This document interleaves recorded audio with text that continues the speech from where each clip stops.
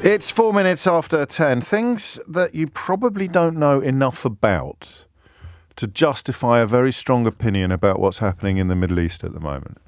A list. And by the Middle East, I mean specifically between Israel and Lebanon, and obviously more broadly, the entire escalating and escalated conflict. So we'd probably start off with the status of the Druze people in the Golan Heights, 12 of whose children were killed by a missile which Israel insist was fired by Hezbollah. Hezbollah, I continue to deny it, but I think objectively it's probably Israel that are right on this occasion. But you can stick that on the list of things you don't know for sure or things you don't know enough about. And it was in response to that attack upon the Druze children, a community that identifies as Arab and has its roots in Islam, in the Ismaili branch of Islam, which for some reasons I happen to know is the one of which the Aga Khan is the sort of de facto head.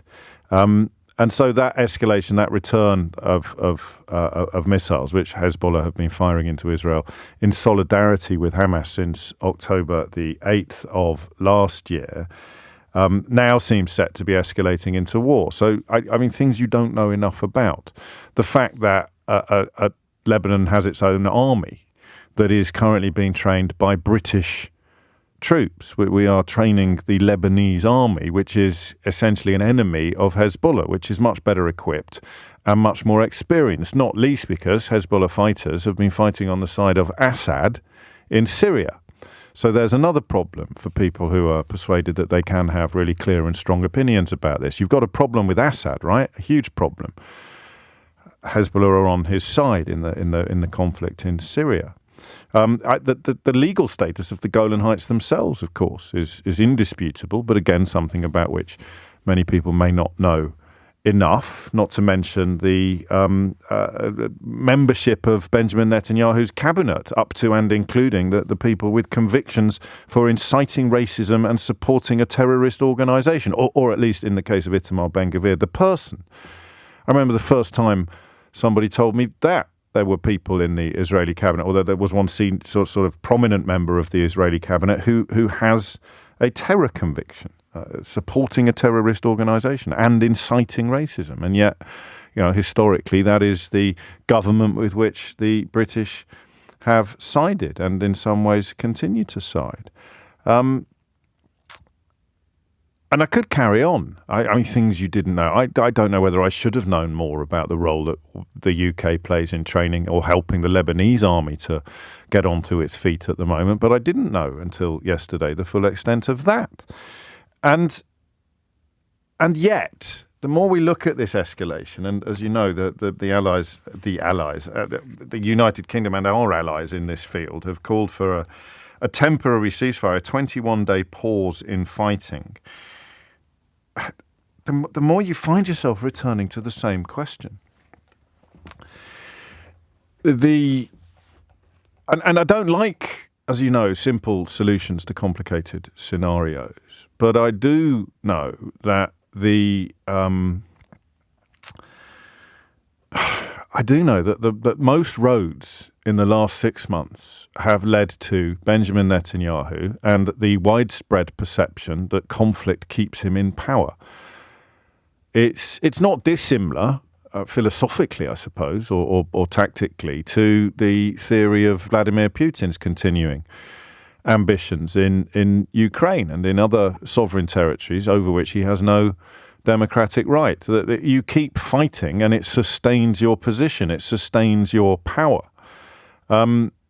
The problem today is that there is a case. Well, it's not even a problem. There is an obvious case for stopping Hezbollah firing missiles into territory in Israel from which tens of thousands of people have been relocated. I don't do hierarchies, you know that. If you're new to the program, this is not a space where anyone really is allowed to tell anybody else that they should feel more sorry about a dead Israeli or a dead Druze or a dead Palestinian baby than they should about a dead Israeli or a dead Druze or a dead Palestinian baby. I mean, that symmetry of sympathy I'm afraid, is going to be statistical. You will feel worse about 40,000 dead people or 20,000 dead people than you will about 10 or 200 or 1,000. I mean, it is just a simple statistical response for anybody who is truly objective. And of course, being truly objective is a very difficult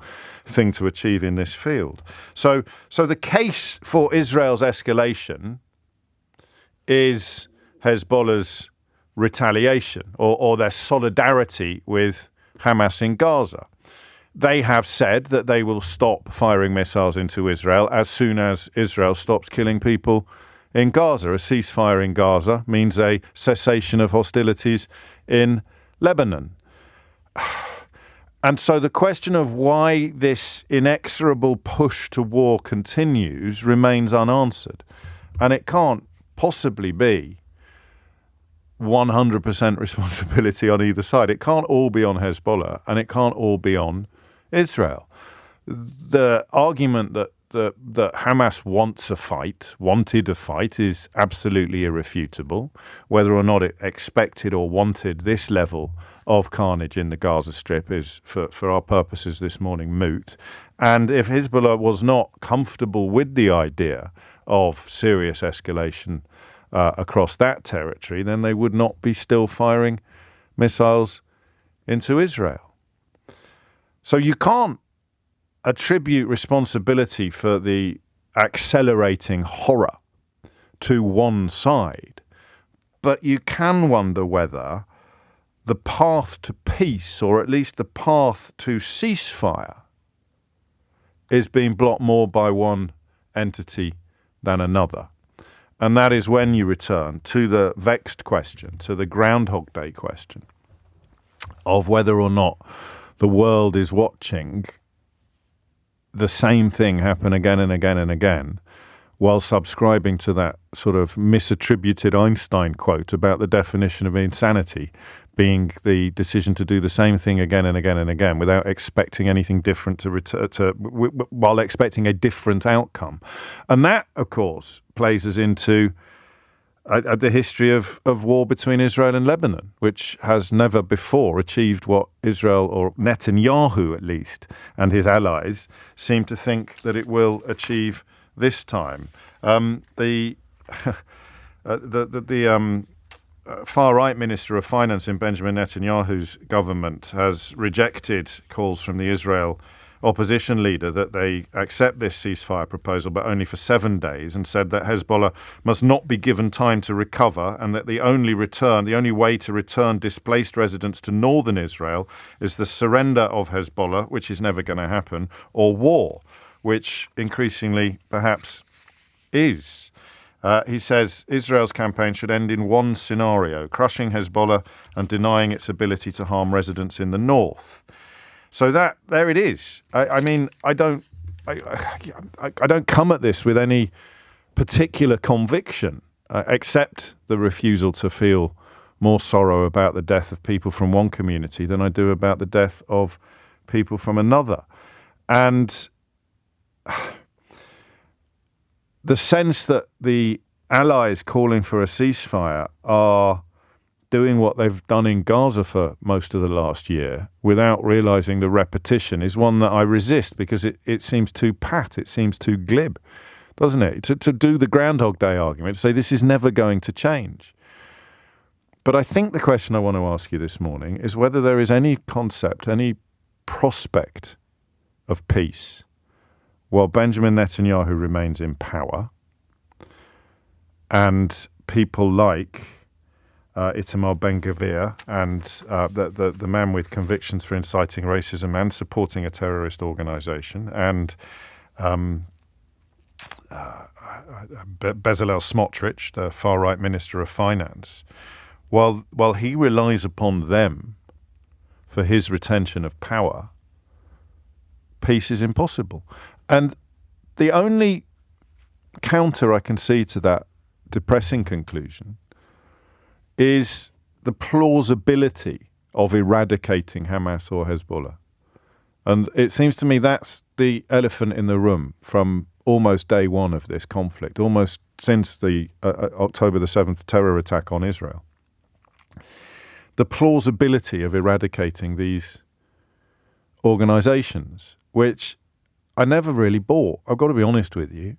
I think in the immediate aftermath of October the 7th, there was a temptation of buying into that very dangerous worldview that Israel had been gifted the right to do whatever it wanted in retaliation to that terror attack. I think some people flirted, possibly even consummated that position quite quickly and then resiled from it when they thought, oh no, crikey, I didn't mean that, or I didn't mean that much.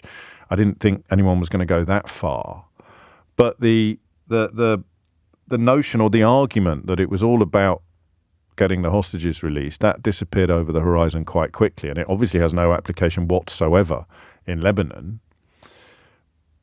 But the plausibility of eradicating originally Hamas and now, listening to Bezalel Smotrich, now Hezbollah, seems to me to be it seems to me to be ridiculous.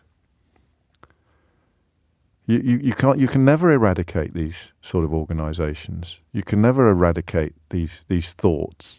And do you know, the more I look at Gaza, the more I think that claims that the plan was to eradicate Hamas look grim and ridiculous. Because unless you are determined to kill everybody there, then the more people you kill, the more resistance and resentment you foment. Isn't that obvious to everybody? So if you are under attack for, things done not by you, then the likelihood of you developing sympathy for the people fighting against the people attacking you, surely it increases.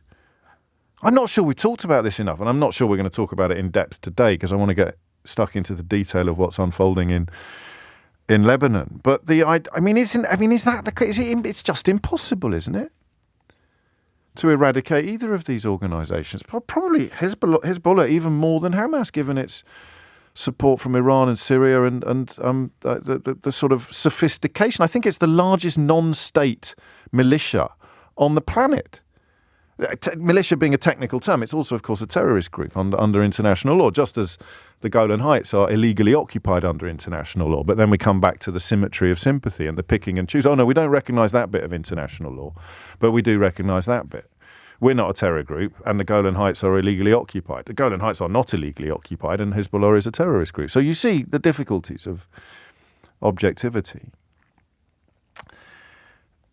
But without a determination, a desire for the fighting to stop from both sides, then it won't.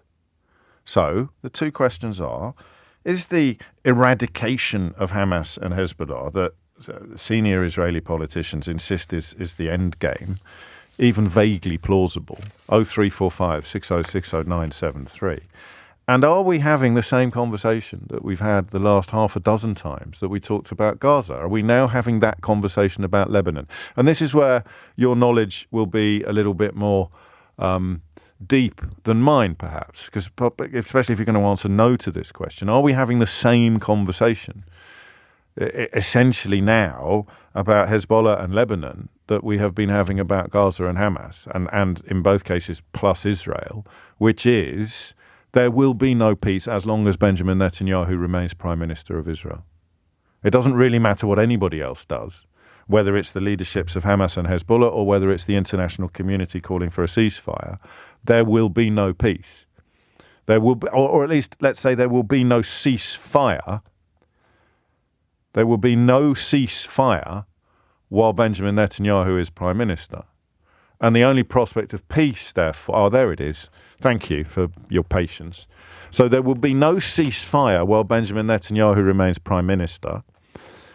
And there will be no peace unless Hezbollah and Hamas can genuinely be eradicated, which strikes anybody honest, not honest isn't fair, anybody vaguely objective, and I presume some people who are very subjective as well, as absolutely impossible. Absolutely impossible. So a couple of texts just to give you an idea of what my life is like when we wade ourselves into the space that we are about to occupy. One comes in and says, so you would hate to see Hamas and Hezbollah eradicated, would you? Are you in the pay of Iran, James? And this from Harley says, meaningless time wasting. Why will you not recognize this in favor of your monotonal hatred of Israel? So there are two texts in the space of a 15-minute introduction to this program, one accusing me of being in the pay of Iran and one accusing me of hating Israel. So you understand why I talk about a symmetry of sympathy. You understand why those of us who feel a professional responsibility, never mind a moral one, to try to steer a path through these rocks of rhetoric, have to cling to the symmetry of sympathy. What I would call, I've not heard that phrase before, the symmetry of sympathy. And that is how you can end up being accused by two people who have just listened to exactly what you listened to. You can be accused of being in the pay of Iran, and you can be accused of hating Israel at the same time. Absolutely extraordinary. What do you think? Where does that question take you? Where does that question take? And there it is. There is the Zionist accusation, allegation as well. So,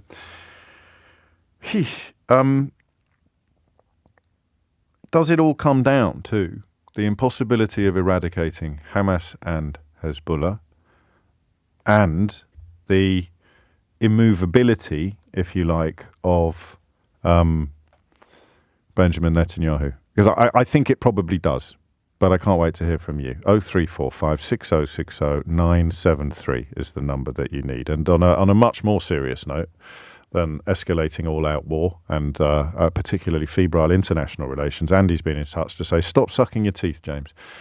Andy, I'll try. It is 23 minutes after 10, and I won't get overly distracted by this because I suspect that it kind of engages me rather more than it engages you. But you'll remember that we began this conversation by remembering the attack on 12 children from the Druze community in the Israeli-occupied Golan Heights that left 12 children dead and prompted the escalation in Israel's attacks upon Lebanon, because Hezbollah was widely believed to have committed that attack, to have fired the rocket that killed the 12 children. Hezbollah deny it, but you will have heard me say it seems close to impossible that it wasn't Hezbollah that did it. You heard me say that, right? Because Leslie was listening to the same show, and Leslie's been in touch to say, you actually are disgusting. The Druze children were killed by Hezbollah. Your hatred for Israel is so profound you can't even be honest. And I read these out occasionally just to show you how impenetrable the ears of some people are when we have this conversation. So you heard me describe the killing of 12 children as the actions of Hezbollah, with the caveat that they deny it, but I don't believe them. And I'm not sure anybody does.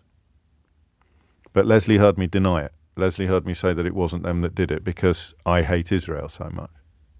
And I want to point this out. I don't think it's going to help Leslie. I think she's beyond any help whatsoever in the context of ignoring the evidence of your own eyes and ears, as many people in this conversation are. But I want people who nibble at the edges of it, or who are not as deeply immersed in it as I have to be, and as many people are because of their family and their history and their ethnicity.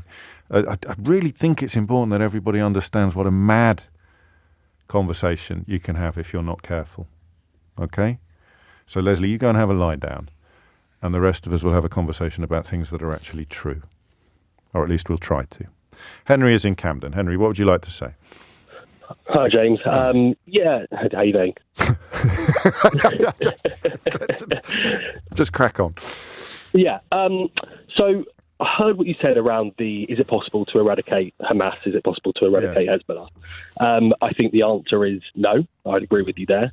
I think there are several reasons for that. I think, as you say, the war that we're seeing at the moment, as it has done for a long time, creates new generations of hate. I think that's undeniable. And fear, hate and fear. And you don't need to be Yoda to understand the relationship between hate, fear, and anger, do you? 100% in the same way, right? And this is in exactly the same way that Israeli residents and Israeli citizens on October the 7th, it is more than likely the most. Oh, I'm including that. I'm not for a minute suggesting that hate, fear, and anger are confined to either of course, portion. Of course. And but that links to the second point that I have, which is around Netanyahu as well, right? And I think that he, on the one hand, I agree, it's very difficult to achieve peace with him still in power, because I agree with your point around the longer the war goes on for, the longer it cements his position. Right? I can understand that as well.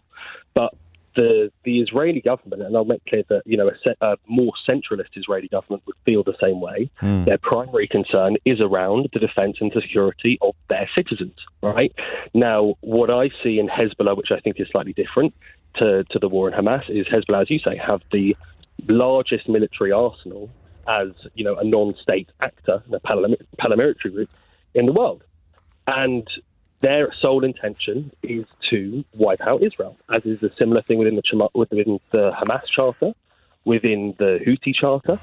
So these are, and those are facts as well. No, hang on. I mean, I have to remind you that they have said that the missiles currently being fired will stop when there is a ceasefire in Gaza. So, because on this round of occasions, you've gone immediately to the space where the existential threat to Israel justifies the existential attacks upon Lebanon and Gaza. You're also heading headlong into the. Whether you realise it or not, Henry, that there is no limit on the number of civilians that can be killed in pursuit of what you describe as the defence of Israel against the existential threat posed by Hamas and Hezbollah. So, that's why I talk about Groundhog Day. We're back to the question of, if you start from that point, that you take Hamas and Hezbollah's threats as both permanent and plausible, then you can kill as many innocent Arabs as you want. But it's not necessarily. It's not justifying the killing of as many Arabs as you want. But it is that point. It's not, because since the inception of Israel, there have been groups that have wanted to annihilate Israel. And if that is the case, then of course people and governments and citizens are going to live in fear of that, constant. And I'm not denying the fear of anyone else within the situation. No, but you're eluding the point that we were discussing a moment ago, which is once you claim the permanent and plausible existential threat posed to Israel, you justify, even though you might not sound like Smotrich or Ben-Gvir, you justify the idea that we will carry on until the threat has been completely annihilated, and so it's not a justification. I think it's just the very, very no, but it is a justification, because the plausibility of Hamas or Hezbollah destroying the modern state of Israel is as weak, really, as the plausibility of the state of Israel destroying Hamas or Hezbollah. So very unintentionally, but very helpfully for us, you've actually put both or all three groups in exactly the same position, that they keep swearing a dedication to the complete annihilation of each other, regardless, in all cases, of civilian casualties and death, while a truly objective position thinks that the concept of annihilation is impossible. So I wouldn't say but I would agree with that as well. I think the concept of complete annihilation is impossible. But I think the reality is that where each of these actors lie at the moment, whether it's a Netanyahu government, whether it's Hezbollah leadership, whether it's Hamas leadership, whether it's the IRGC, they are understanding they understand that within the pursuit of war, there is no objectivity in the way that you just said it before, right? And there is a self-determination on all sides. And what I more mean by this is it is the grim reality of the world that we are living in. In an ideal world, yes, none of this would happen. Everyone would be able to live peacefully together. Everyone has a subjective opinion on that. It's impossible to remain truly objective in this situation. You can't kill your way out of a problem, was what I think a CIA agent on a different program here said yesterday, which is a questionable philosophy. I mean, there are some problems that you probably can kill your way out of. But if you wanted peace now between Israel and Hezbollah, you would stop the offensive in Gaza. Yes, you would stop the offensive in Gaza. So why isn't that happening? Why aren't they stopping the escalation? Well, the killing. But the killing's happening on both sides. And you said before, and it's one. Well, it's the point that you started it's not, out is with, it? that you make. Really? You make well, it is because you make clear at the start of your point. If Israel stops killing people in Gaza, Hezbollah would stop firing missiles into Israel. So why doesn't Israel stop killing people in Gaza? That's an excellent question, but that's not the reality. It's the show you rang into, Henry. I spent 20 minutes setting up the introduction. That's the question you need to answer. Because I've offered up an answer to that. If I was able to answer this question, well, I've answered it. I'd be an expert in the military. I've answered it, and I'm not. So why don't you head off to peace negotiations and give them your start? Because Benjamin Netanyahu is there, and he is the reason why Israel can't stop killing people in Gaza, because his retention of power and his avoidance of responsibility for his alleged criminal acts absolutely hinges upon staying as Prime Minister. And so this is what I meant by Groundhog Day, and all roads leading back to the same problem. Whatever your position is, whatever your knowledge is, wherever your loyalties may lie. And I, unlike you, I think I have no loyalties in this discussion or in this conflict. But the reason why Israel can't stop killing people in Gaza, which would stop Hezbollah firing missiles into Israel, is because Benjamin Netanyahu needs to stay in power. And then you'd still have a Hamas that, well, maybe less a Hamas, but you'd still absolutely have a Hezbollah with military capabilities, still being funded from Iran, still posing an existential threat. Military capabilities dwarfed by Israel's. Dwarfed by Israel's, but it's dwarfed by the IRGC that's been funding them for the last 15 years. Well, yes, completely dwarfed. Completely, you know that's true, Henry. It's completely dwarfed by Israel's. That's why I talk about the plausibility. No, stop. Come on. You've had lots of opportunities. You thought you were making a brilliant point when you said I didn't have an answer. I've given you an answer. You know that it's right. So now you're scrabbling around for distraction. There's nothing to scramble for, James. I just think that you're looking for an answer, and you think you've got them, but actually you're not nearly as subjective as you think you are. I think you mean objective. Oh, I do mean objective. It's 10:32. Thomas Watts has your headline. It is 10:36. You are listening to James O'Brien on LBC. The question of how it ends is one that I think you have to ask, even if there is no answer. Sometimes searching for the answers can leave you better informed than you were before you started, even though you don't actually arrive at an answer. Benjamin Netanyahu, while we've been on air, has instructed his military to continue attacking Lebanon with, and I think I quote, full force, which rather holds below the waterline hopes and indeed reports of an imminent ceasefire. I think Netanyahu's office, and listen, it's a coincidence that this fits entirely with the analysis that I provided you with at the top of the programme. Netanyahu's office dismissing all talks of a 21-day pause in killing, pause in attacking as something confected by France and America and not something that he was ever going to be party to at all, because Netanyahu doesn't want to stop. Why doesn't he want to stop? Well, one answer, which Henry and Camden provided us with a moment ago, is because the threat of Hezbollah and Hamas, either jointly or independently, attacking Israel, eradicating Israel by presumably sending in ground troops, sending in armies capable of overcoming Israel, is profound enough to justify the continuing attempts to kill them off, to eradicate them, which takes us back to the plausibility of eradication. And it's not plausible. It's no more plausible. In fact, I'd probably argue it's less plausible for the forces of Hamas and Hezbollah to, in some sense, destroy the modern state of Israel than it is for the modern state of Israel to eradicate Hamas or Hezbollah. But all three of them are completely impossible. And that's where you talk about asymmetry of sympathy. That's where a moral equivalence kicks in.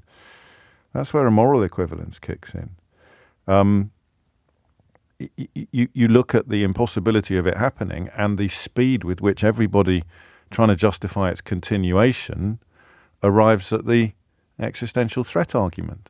We have to eradicate Hamas and Hezbollah because they want to eradicate us. We have to eradicate Israel because they are an illegal entity, or they have eradicated us. They have removed us from our land. Peace isn't going to be at the end of either of those roads, is it?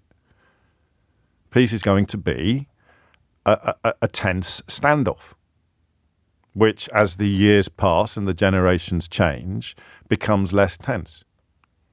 And the model for that, albeit that there are lots and lots of differences, that the model for that is for me, at least, in my knowledge and my worldview, is Northern Ireland.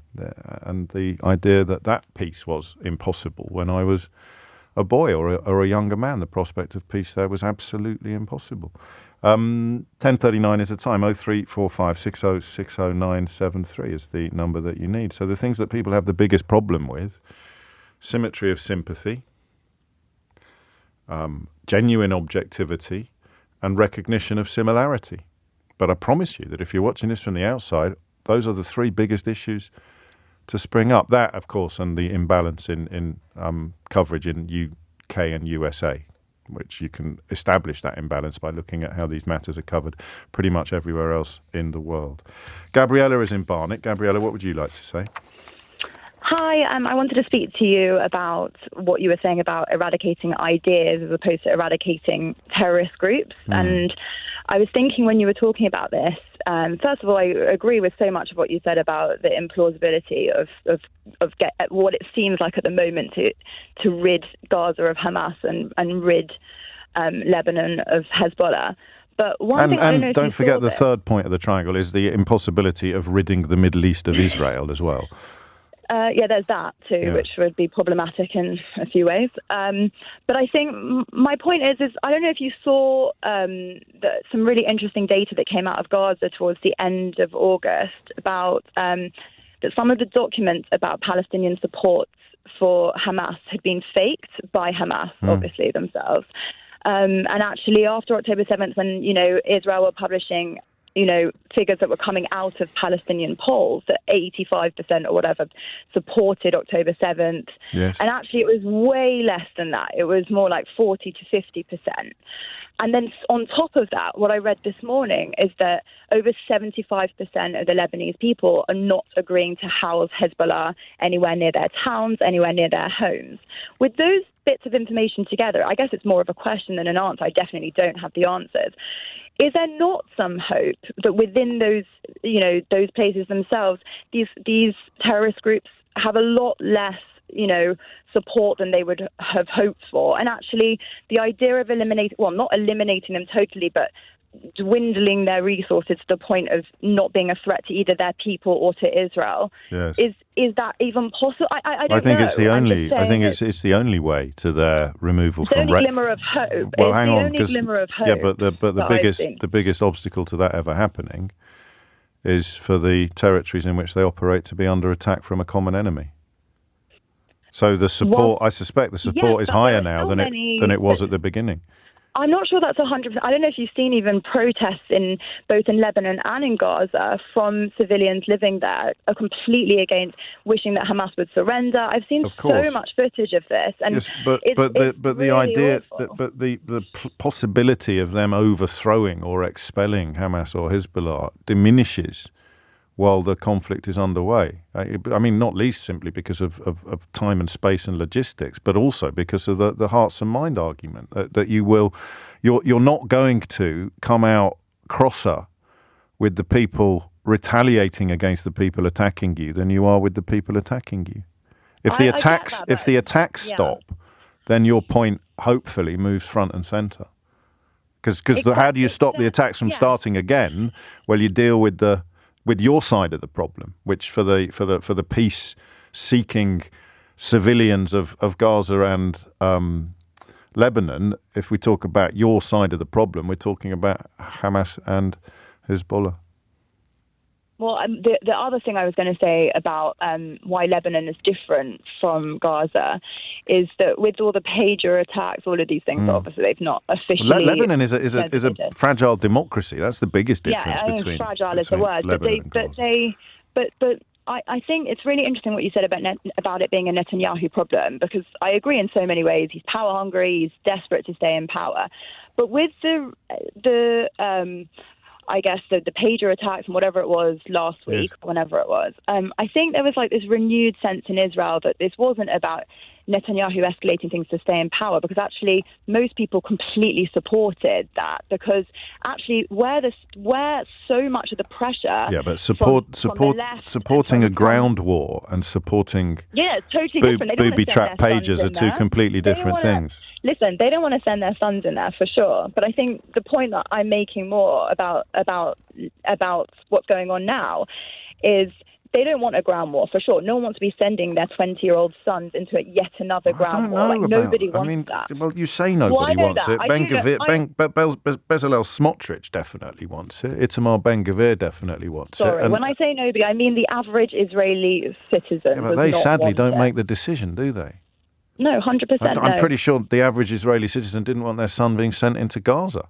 No, absolutely not. But they don't make the decision. The decision is made by Netanyahu, which is why all these conversations lead back to the question of whether or not his determination to cling on to power, whether it is because he has a sort of view of himself as the only man that can hold Israel together. I don't buy that, but I'm just being generous. Or because he's terrified of facing court. Whatever the justification is, everything he does is contingent upon self-preservation and retention of power. So it doesn't matter what anybody else thinks. It doesn't matter what anybody else. Well, it does matter what some people think, because actually so much of the pressure he's been under, and I was imagining if there was another leader of Israel, which please God there will be one day, I was imagining what would happen if they were facing the same kind of pressure from the 90,000 displaced families from the north of Israel. Not to mention the families of the hostages. Not to mention the families of the hostages who increasingly hold him responsible for their. To do with that kind of pressure, they hold him for their family members' fate. They were thrilled. Yeah. Well, I mean, history. People don't think a ceasefire is enough. No. Well, history tells us that some of the answers to your question, which would be to be in a lot closer alignment with Israel's historic allies, most obviously the United States and the United Kingdom. But if you were capable of stepping back from the bloodshed and looking at what has changed more since October the 7th of last year than in any other escalation of tension in the Middle East, it would probably be Netanyahu's detachment of himself from the White House and detachment of himself from allies, or from the caution of allies. And you know, that is part of the thesis that suggests all of these conversations are ultimately pointless, because all of the questions are answered by the self-interest and the self-preservation of Benjamin Netanyahu. And, of course, the presence in his cabinet of men convicted of terror offences or supremely comfortable in their ethno-nationalism, their ethno-supremacism. It's 10:46.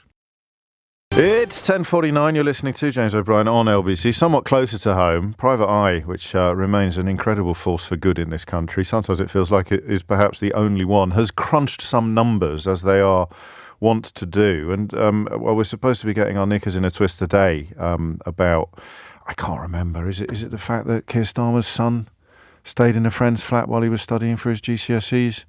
Or is that what it is? Anyway, £936,000 is the amount in gifts, donations and credit guarantees that we now know Boris Johnson accepted for his wedding, interior decoration and lifestyle expenses, while earning £164,000 a year as Prime Minister. That's actual money, gifts, donations and credit guarantees, not sort of clothes or, well, I suppose gifts could be, but certainly not borrowing a flat. And since leaving Downing Street, in the 4 months since leaving Downing Street, when this calculation was conducted, he'd earned £1.3 million, but received just shy of that, £1,060,500 in free accommodation and donations. So you talk to me about balance probably early next week. We'll have a little look at some of this incredibly irresponsible journalism. Back to the Middle East, also in some cases a site of incredibly irresponsible journalism, particularly I think in the field of some of the reporting that came out in the immediate aftermath of the October the 7th terror attack, and has subsequently found to be wrong, but hasn't been corrected on anything like the scale that it was originally reported. And the other problem there, of course, is the continuing refusal of the Israeli administration to let foreign journalists into Gaza, for example. And I don't mean Al Jazeera, although they shut down Al Jazeera's office in the West Bank last week. I mean Channel 4, BBC, LBC. Can't get people in. And yet, of course, the idea that you have to take your information or get your information from somewhere leaves something of a vacuum in coverage. Susan is in Lancaster. Susan, what would you like to say? Well, I totally agree with everything you've said about Netanyahu. Hezbollah have said quite clearly that. Oh, we're going to have to sort your phone line out. I don't know what happened there, but 2 or 3 glitches that mean I couldn't follow what you were saying. We'll try and get that fixed up. Well, John in Bridgend tells us why he picked up the phone. Hi, James. You're all right. Hello, mate. What's on your mind? Yeah, a couple of things, really. I think I tend to agree with most of your points. I've been waiting that long and forgot most of them anyway. But the gist is... What people are forgetting, and seem to be forgetting, and I've watched this UN General Assembly, the world leaders talking about it, condemning Israel, etc., and, over the last day or two, is that UN Resolution 1705 after the 2006, was it?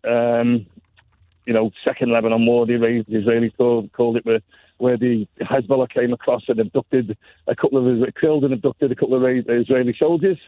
So the UN put this, which both parties agreed to, Hezbollah and Israel, a buffer zone, which Hezbollah have moved into armaments into, where we've got UN peacekeepers or UN observers, they're called, which all these countries paid a copious amount of money, and they're not doing the job by the look of it. Do you get where I'm coming from? Well, no, not really. I mean, I think I do, but the immediate response would be the breaches of international law represented by the occupied territories, and the fact that the International Criminal Court wants to issue a warrant for the arrest of Benjamin Netanyahu and Hamas leaders. So I always think it's a bit 50-50 when you start talking about, and also, Hey, I'm having a debate. I'll let you. Well, it's not a debate. You asked me a question that if I understood why you were making the point that you're making, and I don't really. So let me steer you towards 2024 if I can, and the questions that we've been asking all morning. All right, 2024. Do I agree that we have to, or do I agree that Hamas and Hezbollah have to be wiped out? Yes, they're a terrorist organisation. There's no place for terrorism in our Western society, our democracy and world democracy. Terrorism is an evil thing. They're not freedom fighters. They want to wipe off Israel. Hezbollah want to wipe off the ring and back. They want to. So what's your definition of what's your definition of terrorist? But a terrorist is what they do. They wreak havoc terror. But what's your definition of terrorism? Well, I've been on the back end of terrorism. I was a soldier in Northern Ireland. I've lost friends to terrorism. I'm quite passionate about it. I don't think it... Well, Northern Ireland has some salutary lessons about the plausibility of eradicating terror groups, doesn't it?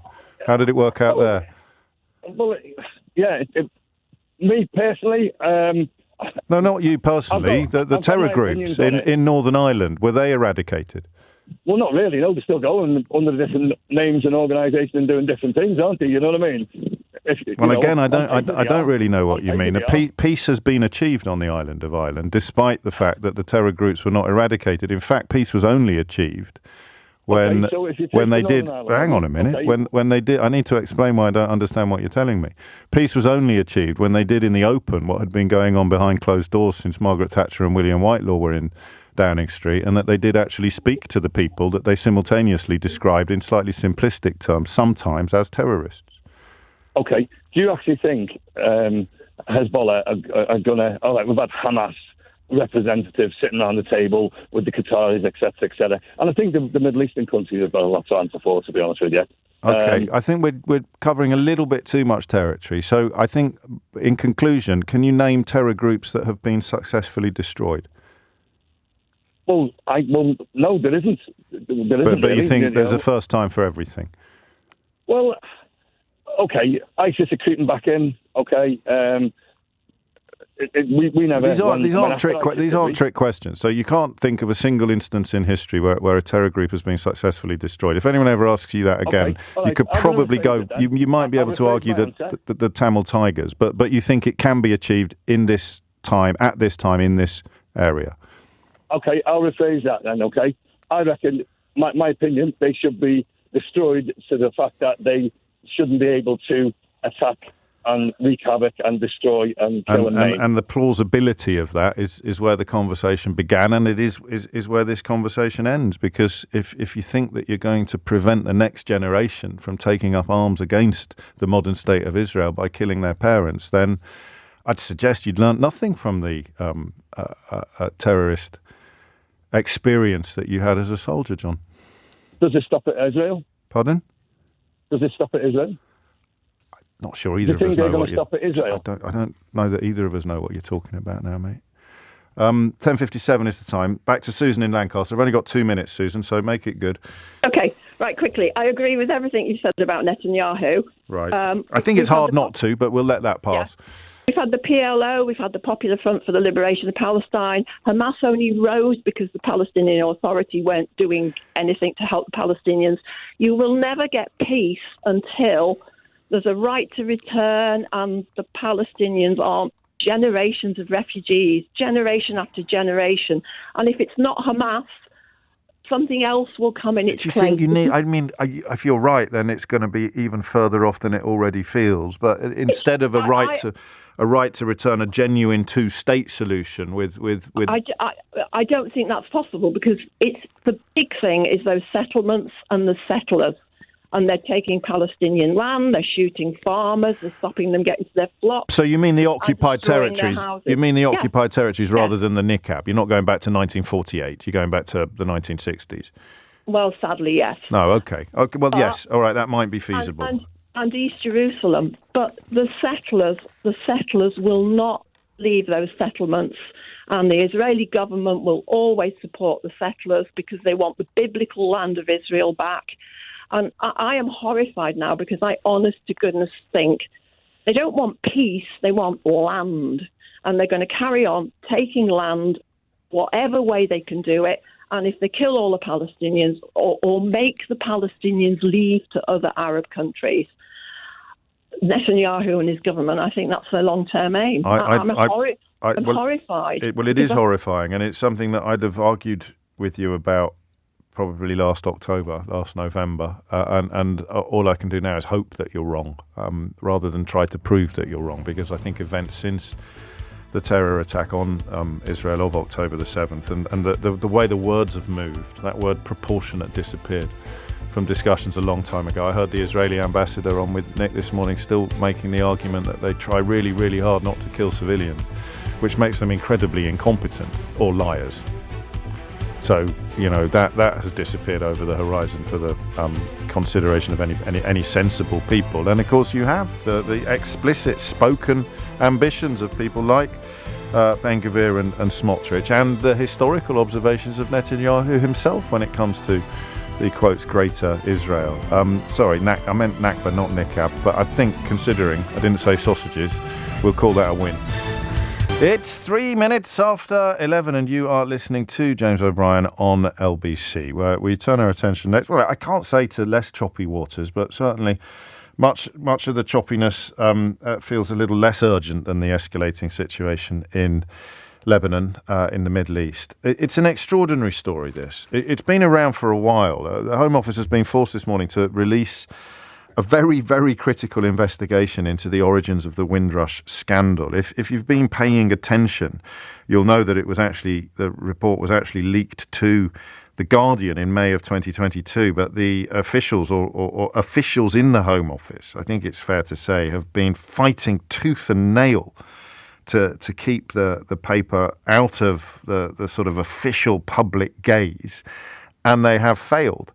Not least due to the efforts of the Guardian reporter and author of the Windrush betrayal, exposing the hostile environment, Amelia Gentleman. Why have they failed, Amelia? Why today does this report see the light of day? Yes, I mean, it is, as you say, it's an amazing story that's been dragging on over 3 years. This was a very, very hard-hitting report commissioned by the Home Office that concluded that all of our immigration legislation between 1950 and 1980 was very, very deep-rooted, included very deep-rooted racism, and was designed, at least in part, to reduce the number of people with black or brown skin who were permitted to live and work in the UK. So this was the conclusion of this Home Office commissioned report, and officials decided that the content of the report was too hard-hitting to be allowed to be published. So they have sat on it now for 3 years, despite FOIs, Freedom of Information requests from The Guardian and from other people. They've been finally forced to release it because a transparency campaigner called James Coombs took it to first to the Information Commissioner and then to a tribunal. And the tribunal ruled against the Home Office and said it needed to be published. So, yeah, it's a real victory for transparency campaigners, but just so wrong that they tried to sit on it for so long. Their defence was based upon the possibility of future provision of advice to the department being compromised. I don't really understand that, but I presume you do. I'm not sure that the judge did either, or the judge rejected their defences as highly improbable. I think that they were trying to argue that if you commission somebody to write a report and then you publish it, then future people might be worried about writing hard-hitting reports. Yes. I don't know, but the idea is that the arguments were knocked down by the judge pretty comprehensively. With a rather splendid allusion to Orwell as well, who often gets abused in the context of these kind of conversations, but this judge seems to have actually read his 1984 and the Cliff's Notes. Yeah, it was a very gratifyingly tough tribunal judgment, and the Home Office have this morning uploaded the report. It's called The Historical Roots of the Windrush Scandal onto the gov.uk website, and it should be read. People should go and upload it and read it. I don't know whether I'm tempting you into territory you don't want to be in, but for many people who are comfortable with the idea of trying to reduce the number of people who aren't white living in this country, to discover that was government policy, or at least that desire was driving government policy up until 1980, that they've long felt that the polar opposite was in play. So how much evidence do we find in the report of the accusation? How much support for the accusation do we find? So this is a 52-page kind of summary by a Home Office commissioned historian who looked at all of the post-war bits of legislation. And the way that he summarised it is very hard-hitting. He doesn't pull any punches. But it isn't actually news. I mean, if you are a historian, if you've looked at immigration history of the 20th century, you know that throughout the second half of the 20th century, immigration law became tougher and tougher, and it became harder and harder for people who had lived in Britain's colonies to move to the UK. So in a way, it's not that the findings are surprising, because these are facts. It's more that the Home Office was so embarrassed by these facts that they didn't want anyone to focus attention on them. Can I tempt you to wonder why? Well, I mean, I think that the Home Office has had such criticism poured on its head for its abject failures that led to the Windrush scandal, which, as we know, saw thousands of people either sacked from their jobs or evicted from their homes, or in extreme cases arrested or deported to countries that they'd left as children. I think that maybe they developed a kind of brittleness that made them, want to go to extreme measures to stop any further criticism. But it seems really absurd when you see it in black and white, because this was a history that was commissioned by the government department using taxpayers' money to fund it. And the whole point of commissioning it was because there was an understanding that the reason why the Windrush scandal happened was because civil servants and ministers didn't really fully understand our own colonial history, the history of empire, and the history of Black Britons in the UK. So it was commissioned for a good and positive reason. And then to sit on it because you feel embarrassed about the conclusions, it is pretty Orwellian. And this is driven by civil servants. Certainly the desire to keep it under wraps. There are no politicians' fingerprints on this process. No, I don't think that's right. I think the decisions were made, I think, under one or two of, I'm now not sure whether it was Priti Patel or Suella Braverman, but I also know that Robert Jenrick was one of the people who asked civil servants to continue to bury the report. So how again, I don't want to tempt you into a territory where you're uncomfortable, but how, I mean, a civil servant's job is to do what ministers tell them, but reading between the lines of your report this morning, there would not have, among some civil servants, there wouldn't have been much reluctance to do what the ministers were telling them because it painted them in a bad, or their department in a bad light as well. Or am I getting this wrong? I'm not sure. I mean, I think this is historical. You don't have to be polite, Amelia. You can tell me that I'm getting it horribly wrong if you want. Well, why I think this story is so important, but also so absurd, is because a lot of taxpayers' money, firstly, was spent on commissioning this report, and then secondly, on going through a number of legal hoops to try to get to prevent the public from reading it, and all of it really was for no purpose, because although the report is written in quite strong language and has a very succinct summary of these racist bits of legislation, it's not news. Anybody who wanted to find out about our immigration history could have gone to a library and found it out for themselves. So all of this effort to try and block the publication of a report that was meant to help people understand a bit of our history seems really, really absurd. And possibly not all roads, but many roads lead to this quote, which you have pulled from the report this morning, that the British Empire depended on racist ideology in order to function. Now we know that is a historical fact at which many people, including all three of the politicians that you've just mentioned, balk quite violently for reasons that I'm probably going to explore for the rest of this hour on the programme. But that, if you're searching for reasons why these particular horses were so spooked, that line there perhaps encapsulates much of the answer. Yes, and there's another line where in the report where it says that major immigration legislation in 1962, 1968 and 1971 was designed to reduce the proportion of people living in the United Kingdom who did not have white skin. Wow. So it's there in very bold language, and it's a very powerful summary of immigration history in that part of the second half of the 20th century. But to historians of our immigration legislation, he wasn't saying anything new. It's just, I think, that the Home Office didn't want to be reminded of it.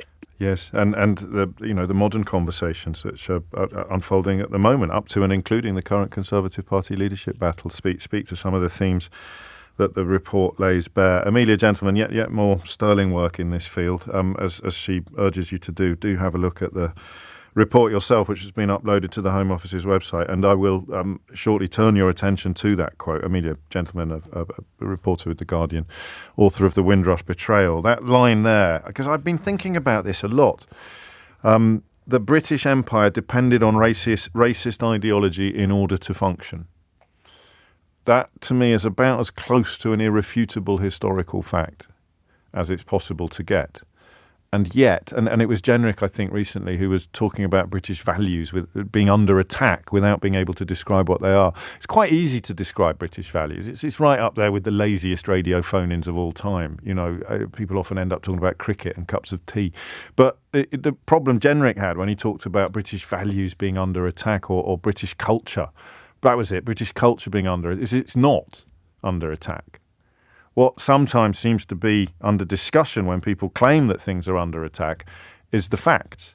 The British Empire depended on racist ideology in order to function. Why would somebody in 2024 be personally affronted by that or personally upset by that? That's the bit I don't get. I find it absolutely fascinating. And I'll tell you what the tribunal judge wrote, because it is a brilliant evocation of George Orwell's warnings in 1984. The judge wrote, a justification for Winston Smith's constant rewriting of old news stories was explained. That was his job. Who controls the past controls the future. Who controls the present controls the past. Adding, there is no more justification for Winston Smith's work than for withholding from wider readership a significant study of the background to Windrush. So Why do some people have a personal problem in 2024 with the simple historical observation that the British Empire depended on racist ideology in order to function? We'll get stuck into this after this. 17 minutes after 11. This is one of the questions, I can't remember whether I've asked you before, but I don't know what the answers are. And usually I can kind of work out what the answers are. I need you to separate yourself from history. All right? You can have patriotic pride. I think most of us have a form of patriotic pride, although we can disagree over what form it takes. I've told you before that as a younger person, as a child, I used to look at that map of the world and all the pink bits which showed British dominion, and my chest would swell. I'd think, wow, look at us punching above our weight. Look at the size of the United Kingdom on the map, and then look at the scale of the lands that we held. And there's still a little bit of that, despite now knowing a heck of a lot more about the empire than I did. And I don't understand the fear of history. I really don't. I don't understand why anybody in the Home Office would want to keep a lid on an explanation of the Windrush scandal that included the observation that the British Empire depended on racist ideology in order to function. I don't understand why people... And the crucial point here is the year in which we're living. In 2024, if we still had an empire, if we were still sucking all of the raw materials and resources out of India that we spent sort of 300 years stealing, then I'd understand why you have to create the idea that we're there doing good, that we're a force for benefit, that we, or even that we have a God-given right to be there, which was something that they tried for a while. If we were still benefiting from it financially, then I would understand among both individuals and institutions the need to pretend that we weren't doing anything wrong. Do you see what I mean?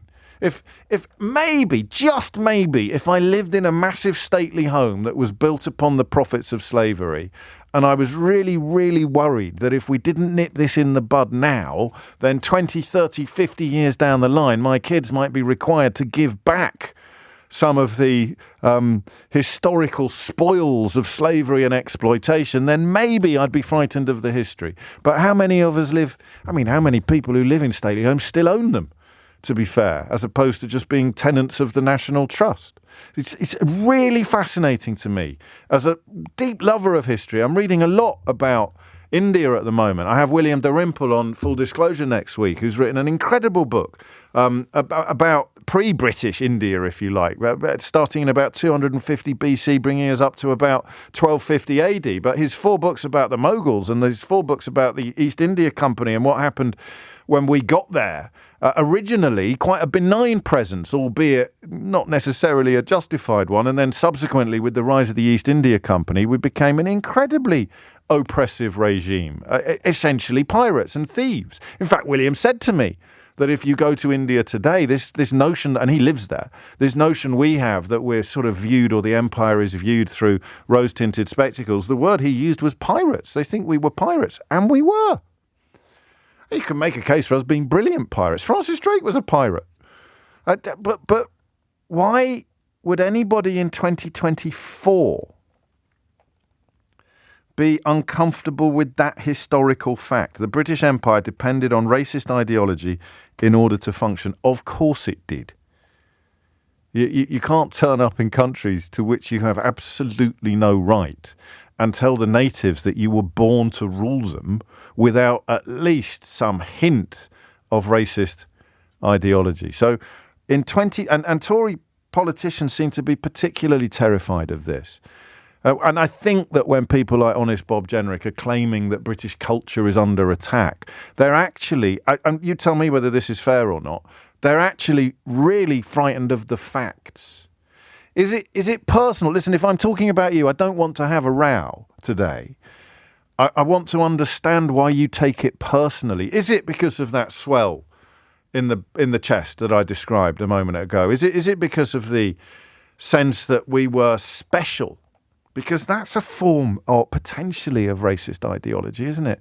I looked at the map of the world and Queen Victoria was Empress of India and we were the masters of all that we could survey. That makes me feel very special, even though you'd have been a bog cleaner in the imperial army. You certainly wouldn't have been on the receiving end of much of the spoils making their way back from the subcontinent. It makes me feel special about being British. And then these people with their pesky facts and history books are taking it away. They're making me feel like the beneficiary of piracy and theft and slavery and exploitation. But why would you care in 2024? Why would you take it personally? Why do people feel personally affronted by statements of fact like the British Empire depended on racist ideology in order to function? If you hit the numbers now, you will get through. It's always a bit easier to get on the show if I take a guest in the first part of the programme, which is why I do it so rarely. But I felt that it would be unfair and incorrect to approach this without approaching it from the perspective of the new report and Amelia Gentleman's tireless coverage of it, the newly released report. 0345 600973 is the number that you need, because I genuinely don't get it. Remember, I went to prep school. The prep schools in the 1980s when I attended were probably the last bastion of empire in this country. So you had a lot of the history that we were taught was quite jingoistic. The authors that we were encouraged to enjoy were sort of not challenging really the notion, in fact celebrating the notion that English men would go to all corners of the globe and take over and take control. And it was sold to us very much as a good thing. And I now realise that it was a great thing for us. In the context of what it did, the infrastructure that it built, the riches that it brought back to this country, it was great. But why do people in 2024 have such a personal problem with the truth? With the simple fact that the British Empire depended on racist ideology in order to function? I have not got a clue. And I'm hoping that you do. 0345 60600973. What is the personal pain that you feel? And I'm probably saying this slightly in vain. I don't just want to analyse how other people feel. I'd love to know why you think you feel the way that you feel. That's why I'm at such enormous pains to talk about the feeling I used to have when I saw the pink map. It's why I'm talking about the teachers I had who were good people, who essentially taught us all that this was okay, that the empire was the great halcyon days of Englishness or Britishness. Why, now that we know much, much more about what happened, would there be a sense of personal loss when we discover some of the horrors and some of the hideousness that was done in the names of our forebears? That's what I can't pin down. 0345 60600973. And it may be really obvious. It may be that there are some echoes of empire in modern political opinions that begin to look quite unsavoury and quite unseemly when the more you explore or the more you examine their roots. 25 after 11 is the time. Phone lines are open. Malcolm is in Tisbury in West Wiltshire. Malcolm, what would you like to say? Oh, hello, mate. First time caller. You're very welcome. Yeah, you've picked your moment, haven't you? This is an interesting subject on which to break your duck. I can't wait to hear what you've got to say, Malcolm. I'm going to come round to the F word in a minute, Farage. Okay. I grew up in the East End of London. Yes. My dad was at the Battle of Cable Street, all that rubbish, the deal with that is I went to school, we had Asians in there, we had Jews in there, we had a Chinatown 200 years ago, so I didn't actually understand racism until I moved away. Gosh.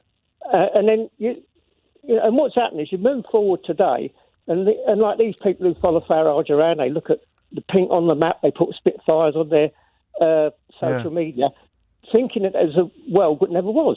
It never was there.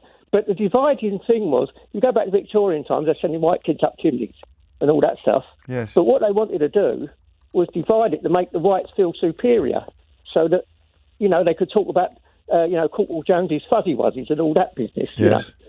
So to my thinking, they made it racist to keep the indigenous English population on side, the people who are being stuffed in the mills and down the mines and all that stuff, But it works up to today. You come up with Farage and his lot, they talk about the brown people, they're dehumanising them, all that stuff. It's exactly the same thing in my view.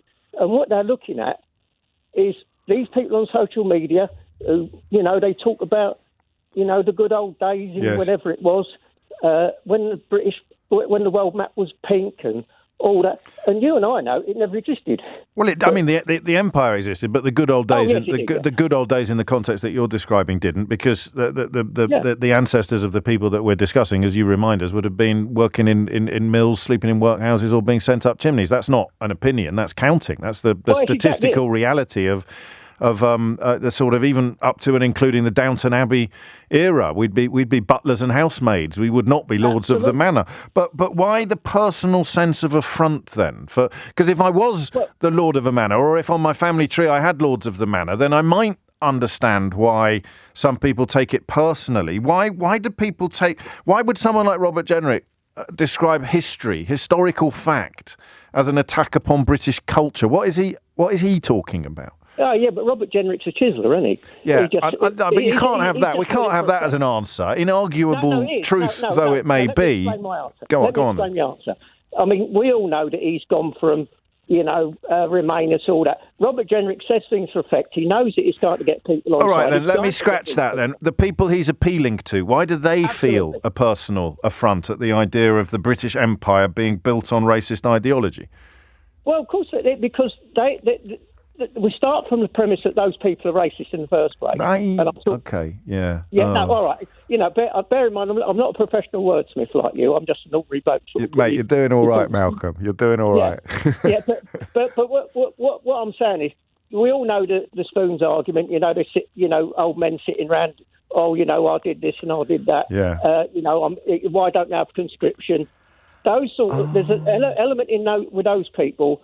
Days! They talk about Croydon Starn and all that over their beer and all that. These are the people who have this view that they shouldn't be here. They should sink the boats, and now the ones who are affronted. I don't understand why they're like that. Because I do. You've just shown me. You've just shown me. Because we're overthinking it. You and I. We're two steps away.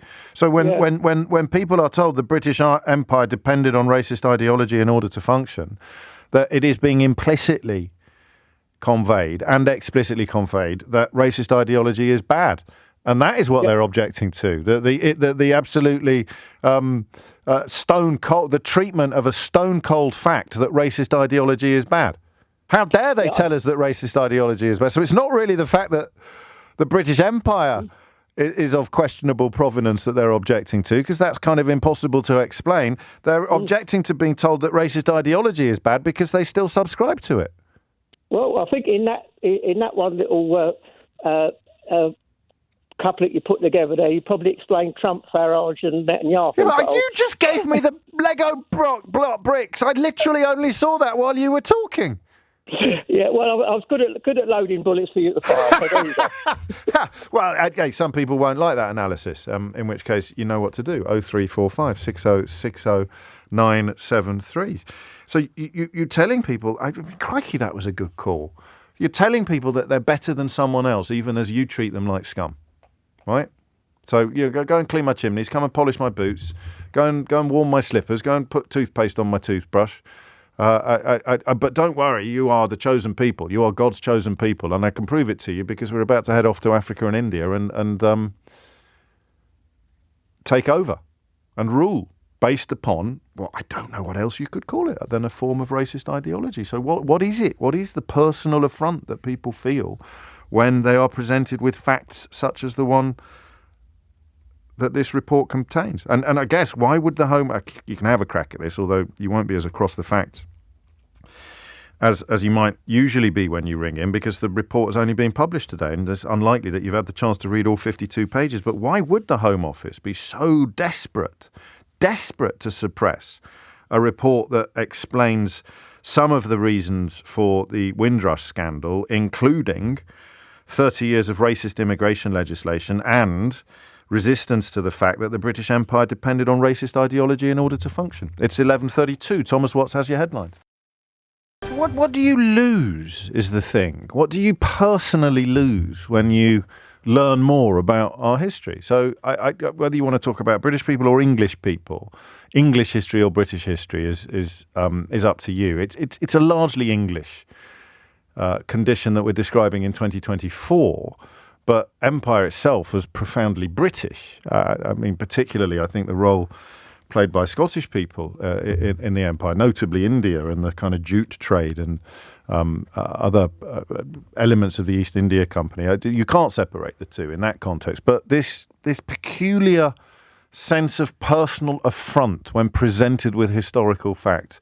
I'll tell you now, there are two topics that we have come up against in recent months that we're going to be coming up against a lot more in the future, solely because I find them so fascinating. The first we did yesterday for the umpteenth time, but still haven't achieved full satisfaction. The notion of there being an enormous army of young people ready and willing to work, but being somehow prevented from doing so, which all politicians now, Keir Starmer in his Labour Party conference speech alluded to millions of them, ambitious and highly talented, while talking about immigration, ambitious and highly talented British people who can't get the jobs that they want to do. And we just keep struggling to find any. And then the other, on a completely different tip, is the kind of stuff that gets thrown up when people like Honest Bob Jenrick start talking about English culture being under attack or English culture not being properly revered. What is he appealing to? He's appealing to precisely the sensibilities that feel offended or affronted when it is explained that the British Empire depended on racist ideology in order to function. Why would anybody be offended or affronted by that in 2024? I just want you to tell me. 0345 6060 973. Clive talks about that being ashamed the more you learn about it, the more... Here you go. I was also schooled in a public school in the 80s, James, when the sentiment was to be proud to be British. I wonder if some of the resistance to accepting our doings is not wanting to accept that we should be ashamed of our past. I guess a sense of collective shame, perhaps, Clive, but not personal. I'm not remotely ashamed of anything that was done in the name of the British Empire. Why would I be? Why would you be? Even if it was your own granddad, why would you be ashamed? Maybe I'm missing something. Holly's in Derby. Holly, what would you like to say? Hello. Hello, Holly. I'd like to say, I think, obviously, in this day and age now, back then, racism was like, oh, yes, that's 100% back it. We love it. We love being racist. Now, obviously, everyone's like, no, you're not allowed to do that today. You're not allowed to be racist today. And there's a few people like, yeah, cool, get it. There's a few people that are like, hold on a minute. I can't be racist. I'm not allowed to be racist. Can't say what you want in this country without being locked up. Yeah, that's an infringement on my free speech, la, la, la, you know how they say. That's basically what this is. They're saying that the British Empire was 110% racist. I know that. You know that. History knows that. But we want to deny that.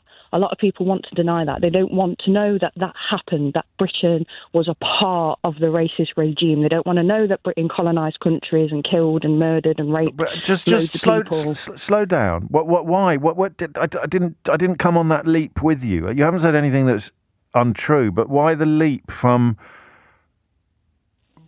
being comfortable with racist ideology, being subscribing to racist ideology, whether you realise it or not, and then hating the history, the genuine history of imperial conquest? How does one lead to the other? That's a question I don't know. No, me neither. But Malcolm got close. Is that what you're really saying is that racist ideology is really, really bad? And in fact, whether it's always been bad. Yeah, I know that, and you know that. It's all we normal people know that, but there's people out there that don't know that will get angry at this and say, people who why are you calling Britain racist? But here's an example. I never know whether people are yanking my chain when they send me things like this, but I've got a horrible feeling this is real. Dear James O'Brien, why are you ashamed of being British? Why? So this person heard me just before you came on, Holly, say, I've got absolutely nothing to be ashamed about. I'm not remotely ashamed. Why would I be ashamed? I didn't do anything. Even if my granddad had done it, I wouldn't be ashamed because I didn't do it. Why would anyone be ashamed? And yet this person, who I suspect is ashamed, It's projecting in ways I just don't understand. Why are you ashamed of being British? Why do you yourself want to destroy your own empire and your own people?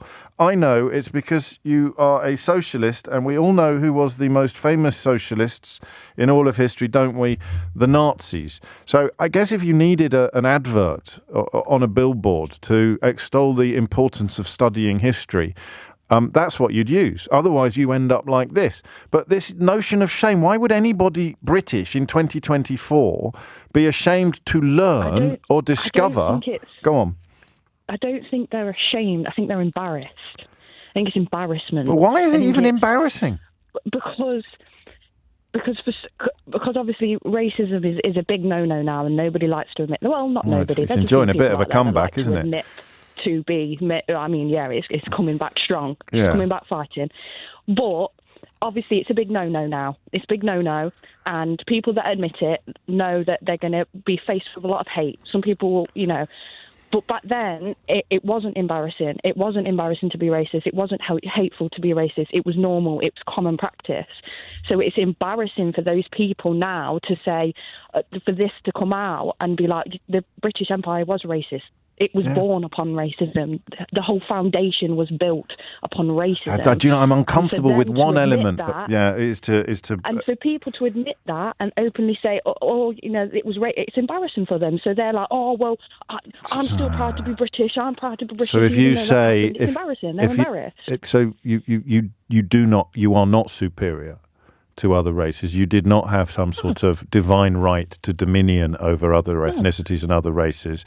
And to say that, no, not you personally, you silly sausage, but not to say that historically is to say that contemporaneously. So you're saying to people, no, you're not better. So, our friend who just accused me of, I'm not quite sure what he accused me of, he needs to feel in his bones that because you're black and he's white, you're better than he is.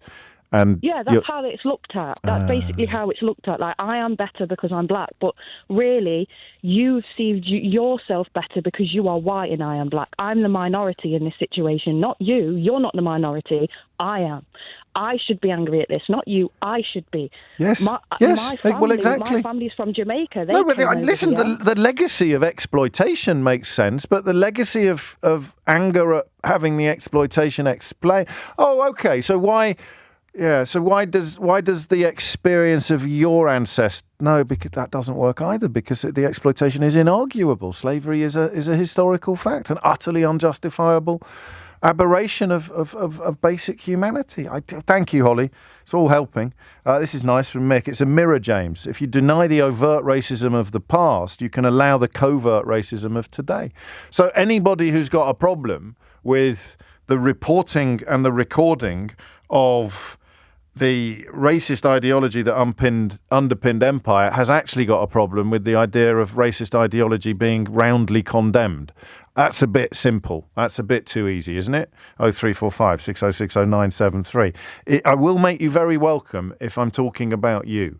If you can tell me, without saying that you think that we should have the right to dominion over people with dark skin, if you can tell me why having the reality of racism in the British Empire explained and recorded offends you personally, it affronts you personally, then I would love to explore how you think that works, how you think you've ended up in that position. It's coming up to 11:45. You're listening to James O'Brien on LBC. The weird thing about it is the mirror, isn't it? Dave in Bournemouth and many others are recommending a book called White Fragility by Robin DiAngelo, which I haven't read, but the title's fairly self-explanatory, isn't it? The kind of people who march around the place calling everybody else snowflakes are actually the most fragile of all. They're frightened of their own history. So the mystery of what on earth honest Bob Jenrick was talking about when he claimed that mass migration and woke culture had put England's national identity at risk, and then had an absolutely dismal interview on Sky News with the rather splendid Matt Barbette, who just kept asking him to tell us what England's national identity was.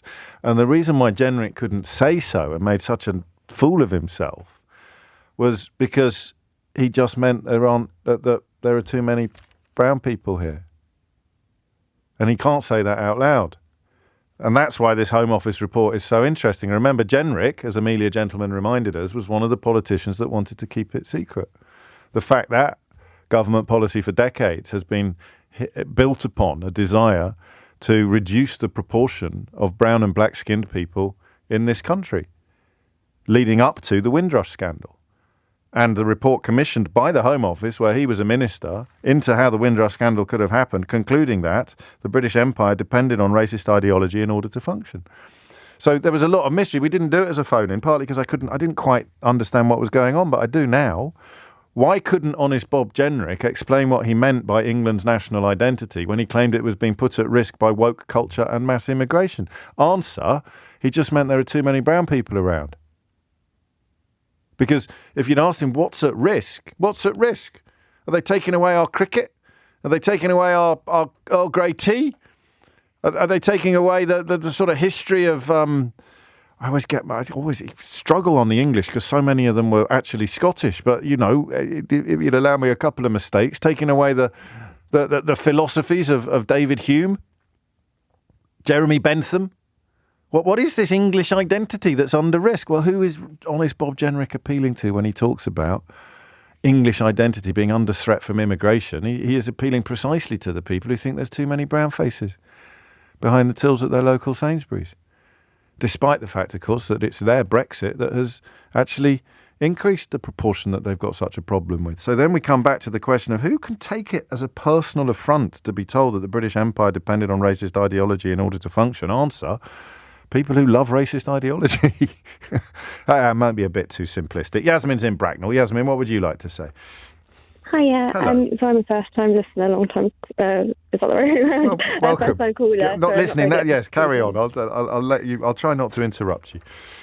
So my kind of feeling behind this is possibly that the more we learn about the impact that the British Empire has had on countries around the world, and the more we understand about the link and the kind of long-term consequences we're seeing still happening within those countries, and that being kind of directly related to our impact, maybe people are starting to fear that that could then have an impact on our lives directly if we start like having a need to, for example, having to support those countries. So because obviously at the moment, as we know, there's a lot financially within the country that we're struggling with already. I think maybe people, again, it comes from this fear of maybe feeling like, oh, well, what does that mean for England? Will we then have to, will we then not have anything for ourselves? You mean a reckoning? You mean a form of reparation? People are terrified of the wealth that was incredibly unfairly redistributed across centuries might be redistributed back in a fairer fashion. And that is why people are spooked. Potentially. I feel I get that the kind of narrative is that from their perspective, it feels like, I don't know, like maybe like role reverse. A lot of the arguments I hear is that they're getting too much, they're getting too much back now, and in looking at these kind of whole debates, wondering whether it's kind of a feeling that something's going to be taken back from them in order to kind of allow people to actually... Now, if I lived in a stately home or I still owned plantations in Jamaica or my, I don't know that there are Indian equivalents of the West Indian experience, but I could be wrong. I would get it. But what are they going to take from me? I grew up in Kidderminster. Well, I don't know whether it's like a kind of if it becomes like a kind of more kind of national need to give back from kind of a government perspective, and then people might feel that on kind of an implication on, say, in taxes or I don't know, would it ever get to that level where it's actually when's the government being held responsible to kind of support other nations? And the same people who've got huge problems with being told the truth about the British Empire are the people who are constantly susceptible to provocations to hate, for example, foreign aid or whatever. I mean, not that foreign aid is built upon a moral requirement to atone for the sins of our fathers, but you can see how the two speak to a similar impulse, can't you? Yeah, and then the same as with kind of, I suppose, the conversations around immigration as well. So people who are coming from places potentially where, to come to England, and that kind of same argument kind of maybe falling over the top for that as well, where it's like, the more we see the impact that happens in other countries and coming to somewhere, I don't know. Yeah, sorry. No, I get it. Your thread remains, and that also the other element of that is that it was the empire that, of course, made us multicultural. It was the empire that involved people coming here from all of its corners in order to make their home because we'd told them they were British as well. I like this. I'm enjoying this conversation, but as I said, it's one that is very much for the ages because historians find themselves increasingly under fire from right-wing media for doing history. It began with the National Trust. I don't know if you remember. It began with the National Trust putting up information about the property you were visiting.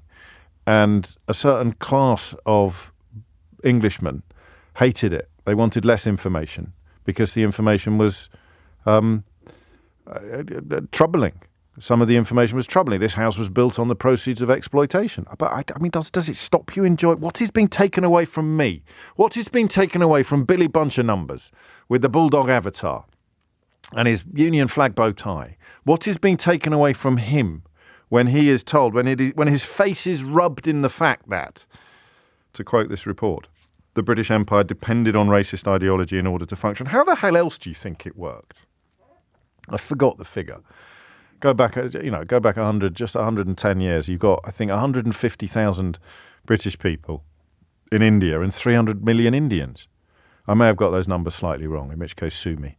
How on earth, if not through some form of racial and or moral superiority, were they stroke we going to convince them stroke us that they had a God-given right or some sort of inviolate right to rule? Eli's in Oxford. Eli, what would you like to say? I just think the reason why they don't want it to come out is because they're scared of the impact that it would have. But the other point I want to make is that when looking at history, we need to understand that history is normally written in the eyes of the winner. Yes, so very we don't much actually see so it's normally one-sided. So our imperial history for 100 years has been an exercise in self-congratulation. Yeah. And it's these new historians like Darimpal and Olusogo and Satnam Sanghera who are scaring the horses. Yeah, because these things come out, they realise how brutal it is, and then some of these, and then let's say, so you wouldn't get the Duke who's there now, who's profiting from slavery now, but let's say their son. Great grandson. The land gets passed over to when the land gets passed over to their son, the person who's got it now. So when it gets past their son in, let's say, 30 years, their son just decides to, I can't do with this. I just didn't feel right about it, and decides to give it back. They don't want that to happen. They want it to stay within the family. So they're scared of the actual truth. No, but that makes sense for them. So the people and some of them are great, actually. David Harewood talks very powerfully and warmly about the Earl of Harewood, whose ancestors owned his ancestors. That's why his name is Harewood, because his ancestors were owned by the Earl of Harewood's ancestors. But if you visit his castle now, I can't remember if it's called Harewood Castle or not, but if you visit it now, there's a whopping great picture of David in the foyer and lots of information about the past. He's not offering to give David his castle, but he is just telling the truth about where the money came from, or much of the money came from, that built the castle, and nobody loses.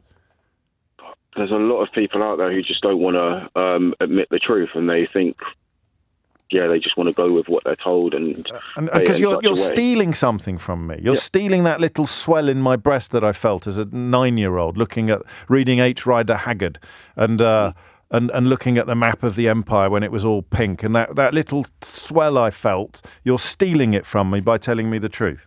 Yeah. Yeah. All right, and that doesn't make me racist. It does, very much so, but. We should know what's happened, and we should be able to hear both sides. As horrible as it makes people look, it's the truth. But it only makes dead people look horrible. Yeah, I know.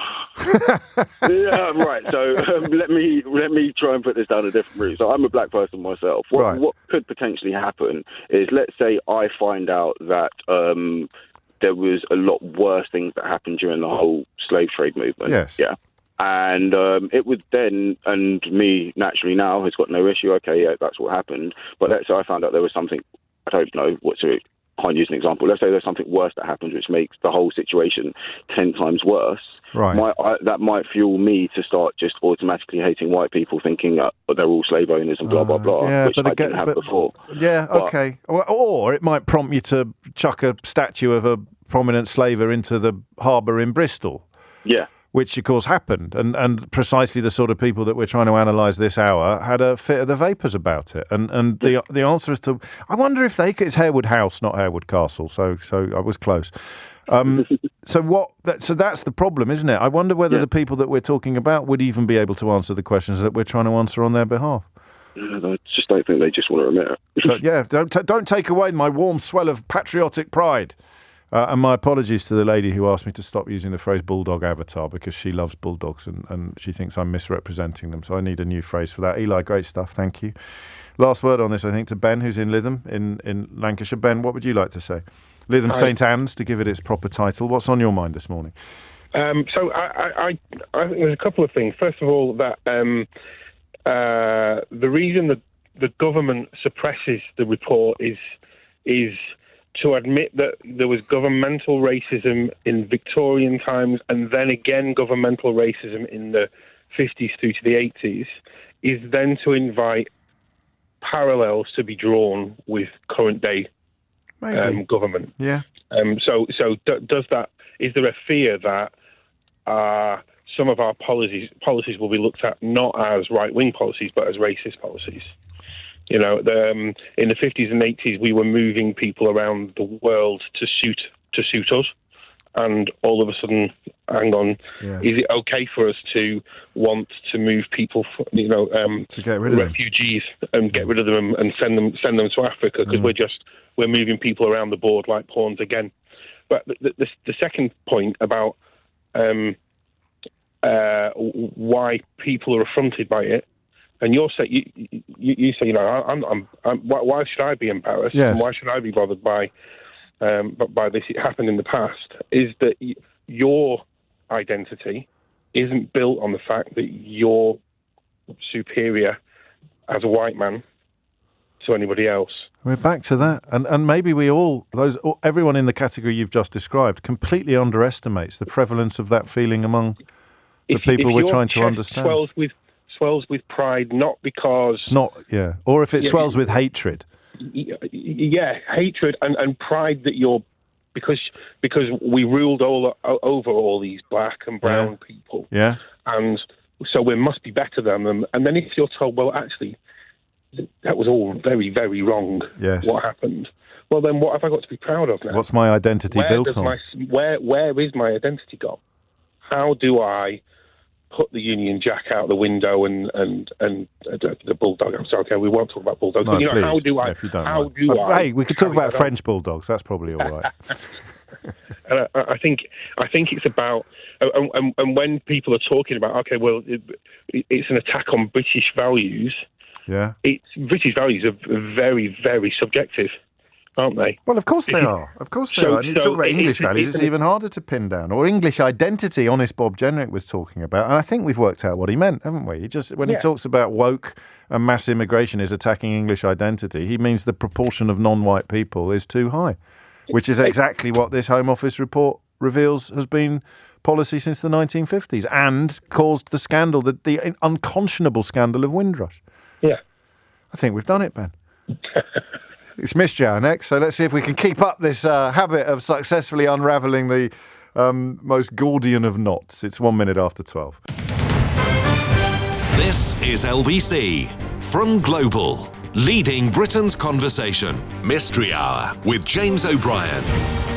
Oh, Lord, I even got Lytham St Anne's wrong. My apologies. It's two places, Lytham and St Anne's, 4 miles apart, only lumped together as Lytham St Anne's as a postal district.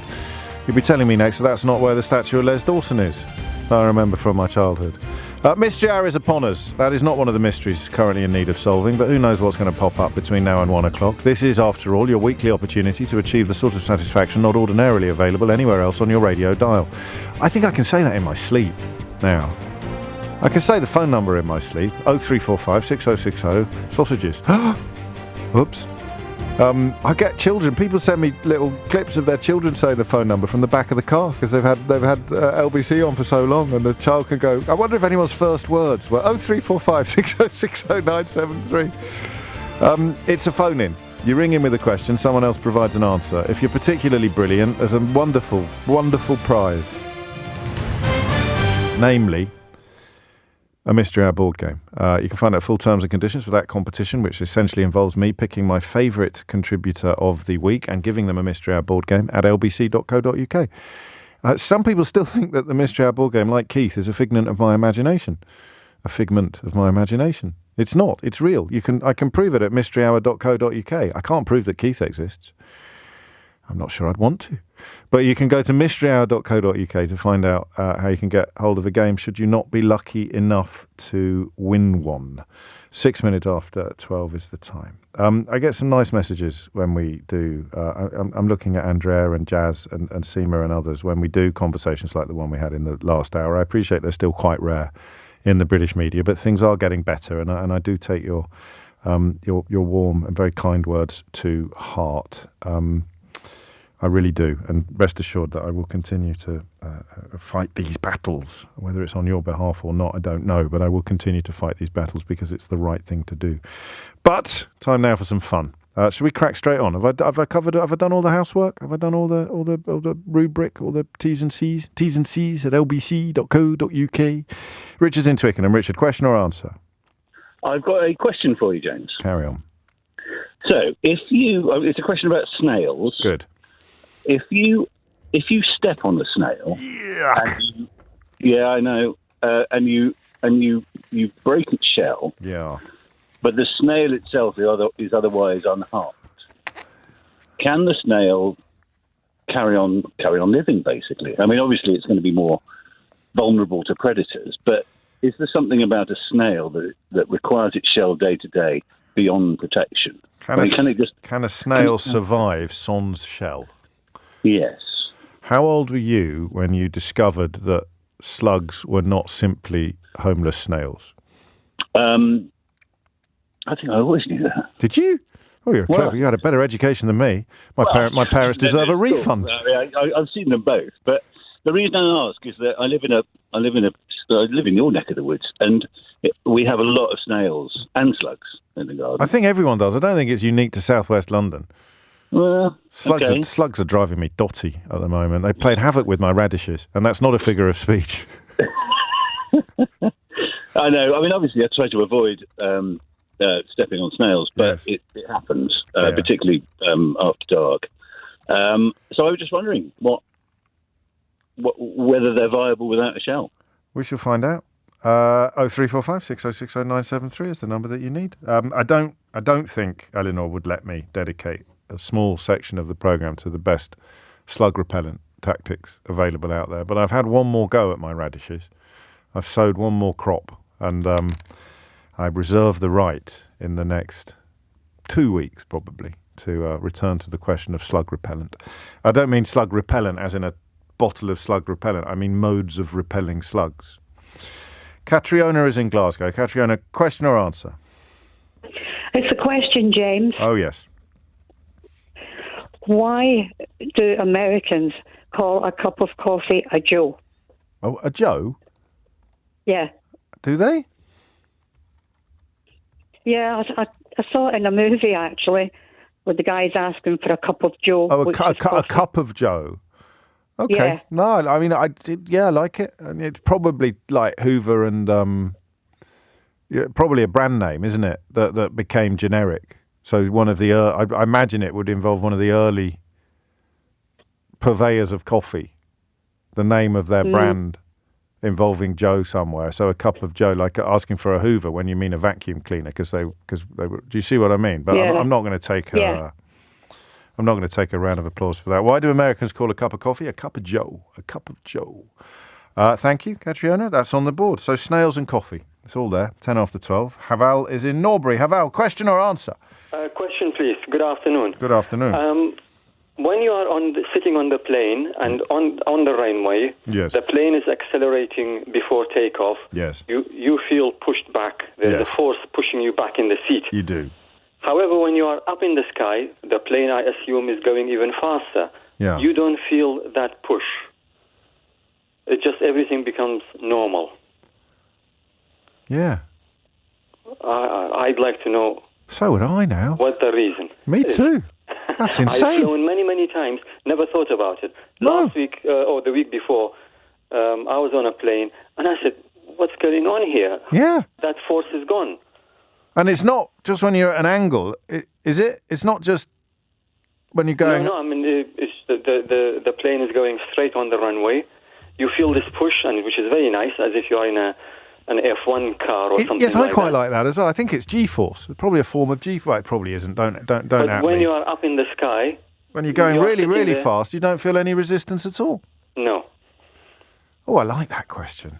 And it should be quite easy to answer, shouldn't I it? hope so. I do I hope too. so. By that, what I mean is someone who knows. If you know, Haval, you know. If you know, you know. But we do not know. We don't know. You'll never know. Well, I hope we will know, not never will. know. But if you don't know, you'll never know until someone who does know tells you what they know. Indeed. Which is how Mystery Hour works. 0345 606 0973. You know, 12 after 12 is the time. Nico is in Appledore. Nico, question or answer? Hi, James. Yeah, I've got a question. Excellent. What is the official dividing line between North and South London? Because it can't be the river, because Chelsea is north of the river, but is southwest London. And why is there a north N1, N2, N3 postcode? No, you but not can an only have one. S1? No. You can only have one S2, question. S2, No. You'll have to get through another day. So why? Well, what is the official? What is the official Well, what if there dividing isn't line an between North official? What if there isn't an official dividing line? Well, there must have been where they decided what was going to be northwest. Oh, you mean postcode and postcodes? southwest. So as if a we're talking, postcode. So we're talking about therefore- postcodes. Well, Not just- yeah, I guess so. But I mean, that must also therefore be the official dividing line between north and south. Yeah. I mean, Yeah, it will be. You talk about South London. I'm thinking south of the river, but Chelsea is SW3, SW7. exactly. Okay. So it's been driving me nuts. If you start at, where would you start? Charing Cross, and just draw a Well, straight then line. it becomes central, doesn't it? That becomes Yeah, no. Hang on. Let me central, finish. so- Let me finish, sir. You start at Charing Cross and you draw a straight line west and east, Yeah. and that's north and south, maybe. Well, where would you draw the line from? Trafalgar Square or Yeah, Charing Cross, Trafalgar Square, somewhere like that. Possibly. Could be that. But do we know that it's official, or is it just nonsense? I don't know. I mean, you're right. Where does S meet N? Well, exactly. I was hoping you'd tell me. Can't you also do the N1, No, N2, absolutely N3, and not. S1, No, S2? no. It's about north and south. No, I know it is, but it's two questions, and you're only allowed one. That's not an opinion; it's counting. Also, it is. I think it's in the Mystery Hour board game actually. That one. So it's definitely come up before. It's quite often with things like postcodes and street allocations. It's all quite arbitrary, But I can't remember the answer to this to the one you wanted to ask, but I'm not letting you. And I don't think before dealt with the question that you have asked, and I am letting you. It's 12:14, and Anthony's in Manchester. Anthony, question or answer? Anthony, is there anybody there? No, that's interesting. Let's take a moment. Mystery Hour on LBC with James O'Brien. 12:16 is the time. In a very occasional feature, very occasional series, it's time to play I Think You've Texted the Wrong Person, Kieran, on this occasion. Should I get the shopping to come over at the weekend? Unless that's code for something. In which case, I stress again, the slugs really have ravished my radishes this year. I'm not making any allusions to my private life. I don't know, Kieran, really. What are you thinking of buying? 0345 606 0973. You can WhatsApp me. In fact, you have. Have you done that? Have you got that? Oh, it's because your contacts, I'm next to Lover Boy or Lover Girl or Lionel or Laura or something like that. Back to the game in hand. Jane's in Wimborne. Jane, question or answer? It's a question, James. Carry on, Jane. I would like to understand why, when clothes moths attack cotton T-shirts, they almost always go for the lower abdomen area on the front. Do they? No matter how the T-shirts sit in a drawer, folded or just squished in, when they're pulled out, and if the moths have been at them, the holes are always in that area. Are you sure about this? I really am sure. I have unfortunately, loads of T-shirts to prove the point, as do my children. And they're always around the navel area? In the navel area. So at first I thought, well, could it be not be moths, but in fact contact with belt buckles, but it's not that. Could it be, I mean, I know you wash your clothes carefully, but could it be some form of residue? No, you're not going to have any residue. It'd be the armpits, wouldn't it? It would be. And any food staining, if there was to be food staining, is higher up. And mine certainly is. And I do Not try even and joking. wash my clothes very carefully. Yeah. So, okay. So why do moths appear to favour the belly abdomen. button, the Yes. abdominal area of Exactly. of garments? And I mean, this is t-shirts, is it, as opposed to wool and because you strike me as a cashmere kind of woman, Jane. I don't know whether that's fair or not, but I have had the odd item of the cashmere. moths and bloody love it, don't they? It's absolutely do. shocking. Yes. But this is specific to cotton. This question. This is T-shirts. Yeah, Specifically T-shirts, and it's a mystery to me. It's a mystery to me now, but that is, of course, why we are both appearing on Mystery Hour. So what's going on with Jane's T-shirts? 0345 6060973. Cyril's in Eltham. Cyril, question or answer? Question, please, James. Carry on, Cyril. Okay, the iconic St Paul's Cathedral. Oh, yes. Okay, it's got two towers either side of it, big has. dome. Yeah, One's got a clock, yeah. and one's got a gaping hole that's never been filled. Has it? I wonder why. What do you mean a gaping hole? I'm trying to picture it. There's two towers exactly the same, and one's got a big circle in it, which is empty, like a window, but it's not. Right. And one's got a clock in it. The other side's got a clock. Couldn't be moths, could it? It's not the navel, unfortunately.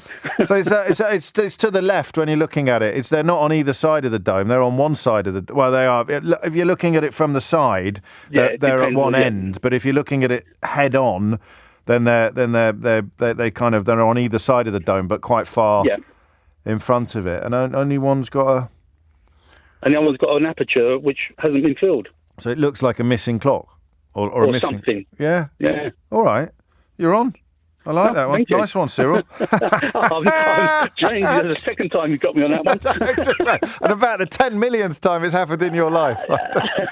20 minutes after 12 is the time. So it's all about not telegraphing it. Oh, at least we amuse each other, Cyril. Becky's in Doncaster. Becky, question or answer? Answer. Oh, splendid. Carry on. Snails. Oh, yes. Basically, the shell is supported by a mantle, which is like a muscular plug inside the shell. Ooh.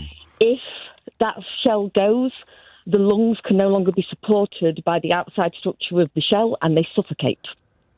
Oh, Lord. So you cannot, so once the snail is out, that's it, it's done for. So and so, in fact, it wouldn't even ever be tested because even if you trod on it, what remains of the shell would be welded to the mantle and therefore... Pretty much. There are some examples where people have been able to heal tiny, tiny holes with like plaster of Paris. Yeah. But it's very rare. So all right. So the snail, its lungs won't work if the shell's not there. That's the simple way of putting it. The structure supports the lung organs, and without that, it's got no chance. Qualifications? I keep them. I currently have 2. I used to have 18 giant African land snails. What happened to the other 16? They die of old age eventually. Natural wastage. Yes. What sort of snails do you have? African land snails. How big are they on a good day? My biggest one's about the size of my fist. Okay. Pretty big. Yeah. I had, I tried to keep snails from the garden once, and I was gonna try and eat them. Have you got a problem with that? Is that? No. You wouldn't eat an African land snail, would you? Well, you can't eat African ones because they've been around rat poo, and there's a whole thing with that and parasites and things. So yeah, don't very do that. wide. Yeah, very good advice there for life. And do you know, I made a terrible mistake. So my wife, this is going back a long time, was doing an article, I think, for the Times about eating things that you don't normally eat. So we got some crayfish out of the, I know you said the serpentine. In London, it's full of crayfish. I bet you didn't know that, did you? And they get, and it's not something that British fishmongers can sell much of. So they empty the serpentine out of crayfish and ship them all to continental Europe. So we had some, and we did some foraging and we had some other things. And she wasn't interested in my idea that we use garden snails and try and make them into escargot. But I did it anyway. And do you know the terrible mistake that I made? Go on. I gave them names, Becky. Oh, don't do that. No, then I couldn't do it. So, they weren't particularly imaginative names. I can't remember all of them, but one of them was definitely called Snaily. And then somehow the idea of eating garden snails, because I do rather like escargot, was fine. But as soon as they had names, the idea of eating Snaily was a different proposition entirely. Oh, never name what you eat. Bad times. No, I completely agree. Round of applause for you. And we're confident that the same rule applies to little snails as it does to big snails. Yeah. Yeah, the breathing hole is underneath the shell within the mantle itself. If you pick a sail up upside down, you can see it opening and shutting. Fantastic. Anyway, you've already had your round of applause and you have educated and illuminated all of us. Steve's in Crawley. Steve, question or answer? Answer, please, James. Carry on, Steve. Your aeroplane, why you don't feel it. Yeah. It's all to do with good old Einstein and his relativity. Oh. When you reach the same speed as the aeroplane, because when it's taking off, you're being dragged along. Yeah. When you reach the same speed as the aeroplane, it's conservation of momentum and you just don't feel it. Just like exactly if you're standing on the Earth at the equator, you don't feel that you're moving at 1,000 miles an hour. Yeah. Oh, relativity. It's just, as in, as in it's all relative. That. I mean, yeah, we're spinning around the planet at about 1,000 miles an hour if you're on the equator. Earth is spinning around the sun at several thousand miles an hour. The sun is spinning round our galaxy at hundreds of thousand miles an hour, and our galaxy is rocketing through space even faster than that. But we don't feel any of it because we're moving at the same speed as it. And so what role does acceleration play? Acceleration is... acceleration is simply when something is being accelerated, the thing that isn't being tied to it. Like if you were in a car, deceleration is the same thing. If you were in a car and you weren't wearing a seatbelt and you slammed on your brakes, you'd go flying through the windscreen because your body is still trying to move at the same speed as the car was moving. So it's related to relativity. It's part of it. It is. It's all to do with relativity. So it is. I mean, you could answer acceleration. Yeah. Oh, no. Look, people are getting cross with you, man. Well, acceleration is... Well, hang on. What are your qualifications? I just love everything to do with physics and space. Yeah. I mean, I'm getting a lot of messages saying it's Newton, not Einstein, but I don't know whether that makes you right or wrong. If it's, Newton was before Einstein. Newton didn't invent relativity. He discovered... No, but this might not be relativity. Gravity. This might just be acceleration. Well, no, because it's still to do with relativity, which is all inside of it. Acceleration on its own doesn't explain it. Are you sure? Yeah, I mean, acceleration does cause the, I like your confidence. the effect. Like if you accelerate I like your it, if you I'm coming around accelerate to it, this. Yeah. if you accelerate it at 1g, if you're in space, if you're in space, you're floating around. But if you accelerate at 1g, you'll feel like you've got gravity on Earth. Of course you will. Whereas if you decelerate at 1g, you'll go smacking into the other end of the aeroplane or the other end of the spacecraft and go splat. Round of applause, so I think. Newton discovered gravity. Yeah, but he didn't discover relativity. I'm so proud. Well, here you go. Take it quick. Relativity. Nicely done. Your lifelong enthusiasm for physics finally bears fruit. 12:26 is the time. Zach's in Bromley. Zach, question or answer? Answer, James, to the plane question I think the gentleman also just answered. Oh, no. Did he get it wrong? I think so. Oh, no. Oh, how he did mention embarrassing. Newton. Yeah. He mentioned Newton, but Newton's second law basically just says force equals mass times acceleration. Yeah. As you accelerate on a plane, you're experiencing acceleration. We're a mass, and hence you feel a force. But when you're either stationary or at a constant velocity, you're experiencing no acceleration, so you feel no force. So when the plane is at a constant in its cruise, that's relativity. Accelerated.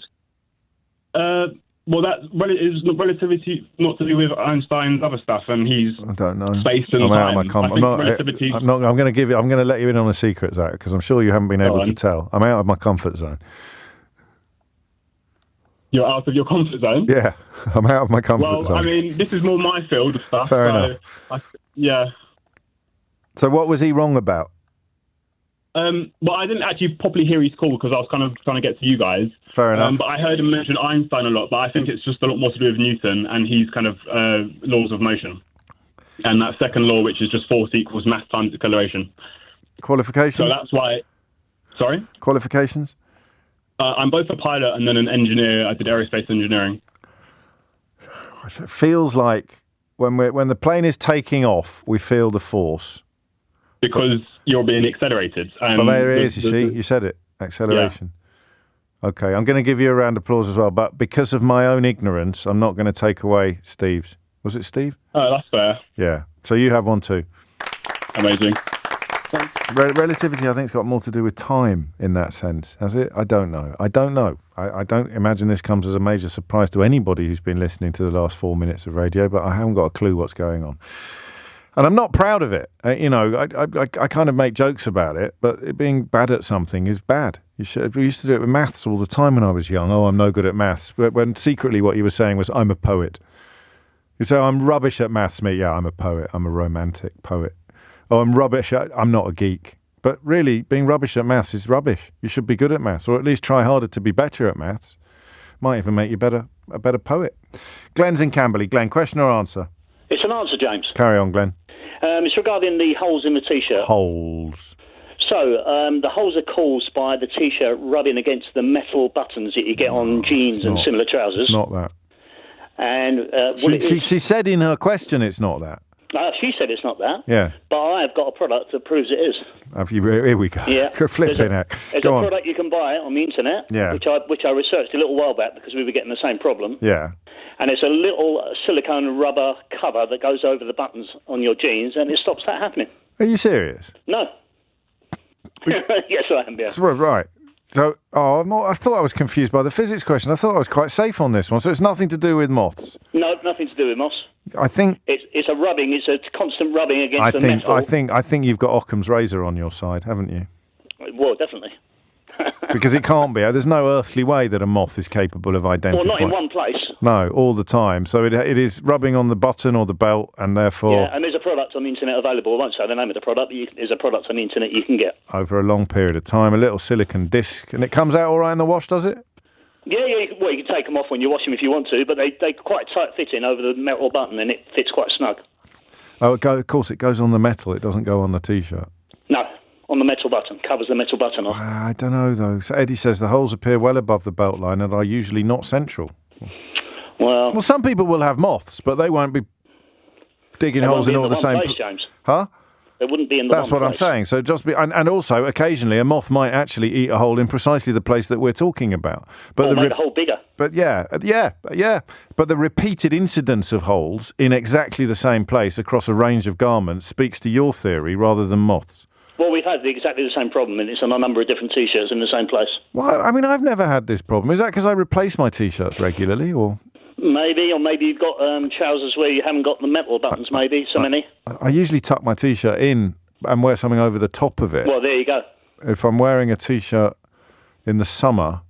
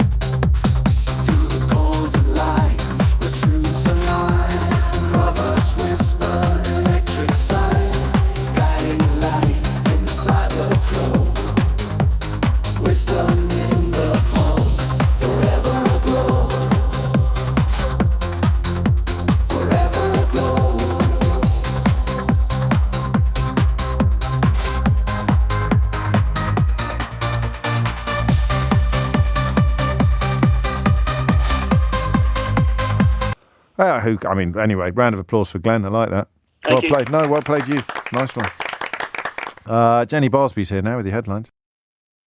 Mystery Hour on LBC with James O'Brien. Call 0345 6060 973. 12:34. Forgive me for glancing briefly into the rearview mirror, but the conversation we were having in the last hour about the fear of history, of course, it has much more relevant ramifications than some of the ones, even more relevant ramifications than some of the ones we touched on. The historian Alan Lester, who works brilliantly in the field of British colonialism, a professor at the universities of Sussex and La Trobe, was listening to David Lammy's rather impressive speech to the United Nations yesterday about the Russian government, or Russia itself, being a mafia state. It was an incredible speech. We probably should have played some of it out. I wonder whether colleagues will later in the day. Both Starmer and Lammy yesterday, going much further on condemnation of Russia than previous governments have gone. Well, some, of course, have been unable to because of their coziness with cronies of Vladimir Putin.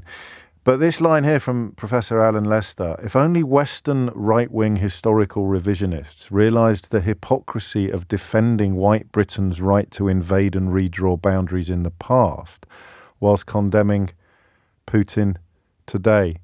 So, another problem with empire denialism is it gives tacit permission to leaders with imperial ambitions today to do the same thing. So you can't really condemn Vladimir Putin for invading Ukraine if you're comfortable with Imperial Britain invading India.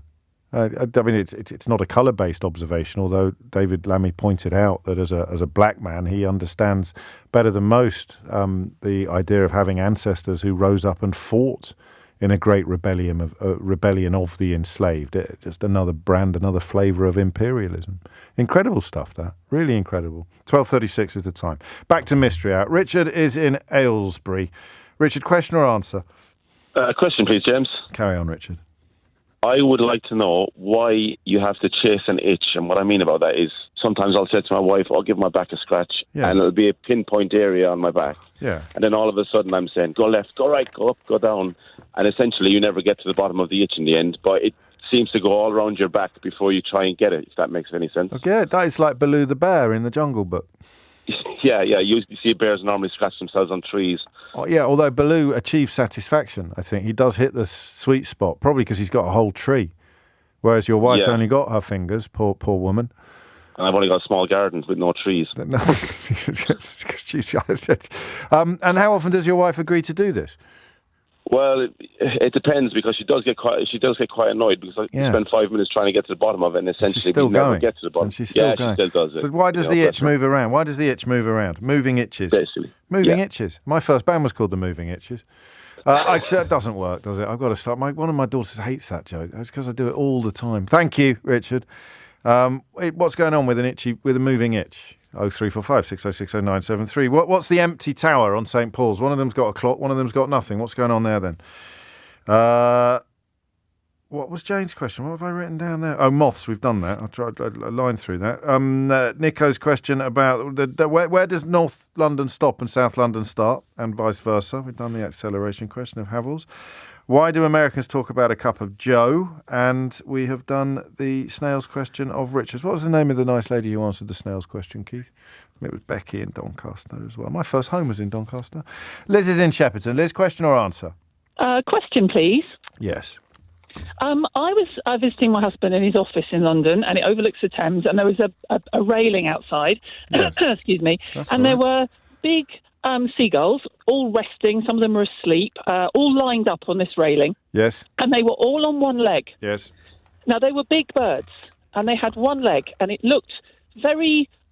It didn't look like the most comfortable or is the most efficient way. And I wondered why. I know this. Oh, do you? Yeah. I'm glad. I'm glad too. And I think when you ask me what my qualifications are, I will say that we've had it before. So it's body heat. Oh. So a bird's leg, if you think about it, is one of the very few unfeathered, if not the only unfeathered part of a bird. Oh. So they will lose a lot of body heat through their leg. I don't think the beak counts, because that was probably keratin or something like that. It won't be part of the blood, business. Yeah. And therefore, if you tuck one leg under in your feathers, it keeps warm, and you're only going to be losing body heat through one leg rather than two. Brilliant. Isn't that nice? I've wondered about that ever since, because they just looked a bit, I don't know. Precarious. It looked like it's, yes. Looks a bit precarious. I kept thinking a breath of wind. Well, it starts with flamingos, like I suppose, are the most obvious, aren't they? Yeah. Flamingos are always on one leg. And you'd think, well, they're in quite hot countries. But I'd say, but they're in the water. So they would lose body heat through their legs in the water. And they take one leg out of the water, tuck it in among their pink feathers. And lo and behold, they lose less body heat. They say stay warmer all round. There you go. That's why Mystery Hour is how brilliant it is. Oh, beautifully put, Liz. Beautifully put. Thank you. It really is. Well done. Thank you. Round of applause to you. Well, look at this. Absolutely right. Thank you very much. I think there's a secondary reason about just giving one of your legs a rest, but I've never bought that one, because presumably the second leg is taking more weight than the out leg is there taking more weight on its own than it would do if it was taking half of the weight of two legs. But we don't need to worry about that. We've covered it. Alan's in Chesterfield. Alan, question or answer? Answer. Carry on. You're going to like this, James, because this ties in the history of the military West. Oh, go on. It causes problems with the military. Yes. And referring back to the moth question, it's also naval. Wow. Go on. Go on then. I can't remember exactly when. It was in the You can't big it up. You can't big it up like that, then open with an I can't remember. Go on. In the early part of the 20th century, the Secretary of State for the United States Navy banned alcohol from ships. Oh, yeah. And therefore, the strongest thing you could have was a cup of Joe. Yeah. And I think they actually called it a cup of Uncle Joe. But that doesn't tell us why it's called Joe. Guess what the Secretary of State was called? Frank. No, it was. Can't remember his second name. I think it was Davidson or something like that. But it was called Joe. This is a really weird memory. And they go. How do you know it? Where does the memory come? What are your qualifications? About 50 years ago, I used to read a lot of magazines like Commando and Battle and Action and things like that. Yeah, and I just remember the storyline where somebody had joined the Navy and they couldn't get a drink. Ah. And he called it Uncle Joe. And they got. Provided the comic writers were right. No, I'm sure they were. I think. Would it be Joseph Martinson? No, I'm pretty sure it began with D. I keep thinking. I think it's Davidson, but I keep wanting to say Jim Davidson. No, it's definitely not Jim Davidson. No, it's Joe. Well, but there is the answer. It doesn't matter what the surname is. The first name was Joe, and therefore a cup of Joe was in honour of the politician who denied them anything stronger. So they called it a cup of Joe. Daniels, Joseph Daniels, maybe Daniels. That could be Daniels Davidson. I really can't remember. I just remember knowing where the name Joe came from. Right, I don't know if it was. I don't know if it's called Joe or Joseph or whatever, but it was shortened. Yeah, it would be in those days. It's quite a recent development to give the diminutive versions of names without, as the given name. A round of applause for Alan, please. I love those old comics, Commando comics. You can still buy them. You can buy sort of big volumes of them in like recently published. They're very much of their period. Some relevance perhaps to the conversation we're having in the last hour, but they remain amazing stories. The artwork is beautiful as well. John's in Arras in France. John, question or answer?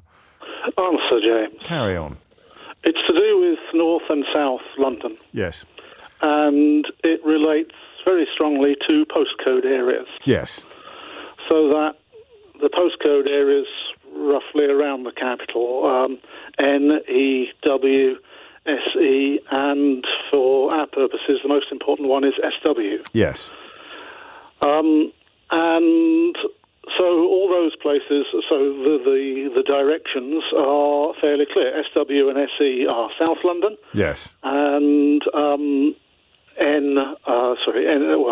N, E, and W are North London. And then right in the middle there's EC and WC for East Central and West Central. Yes.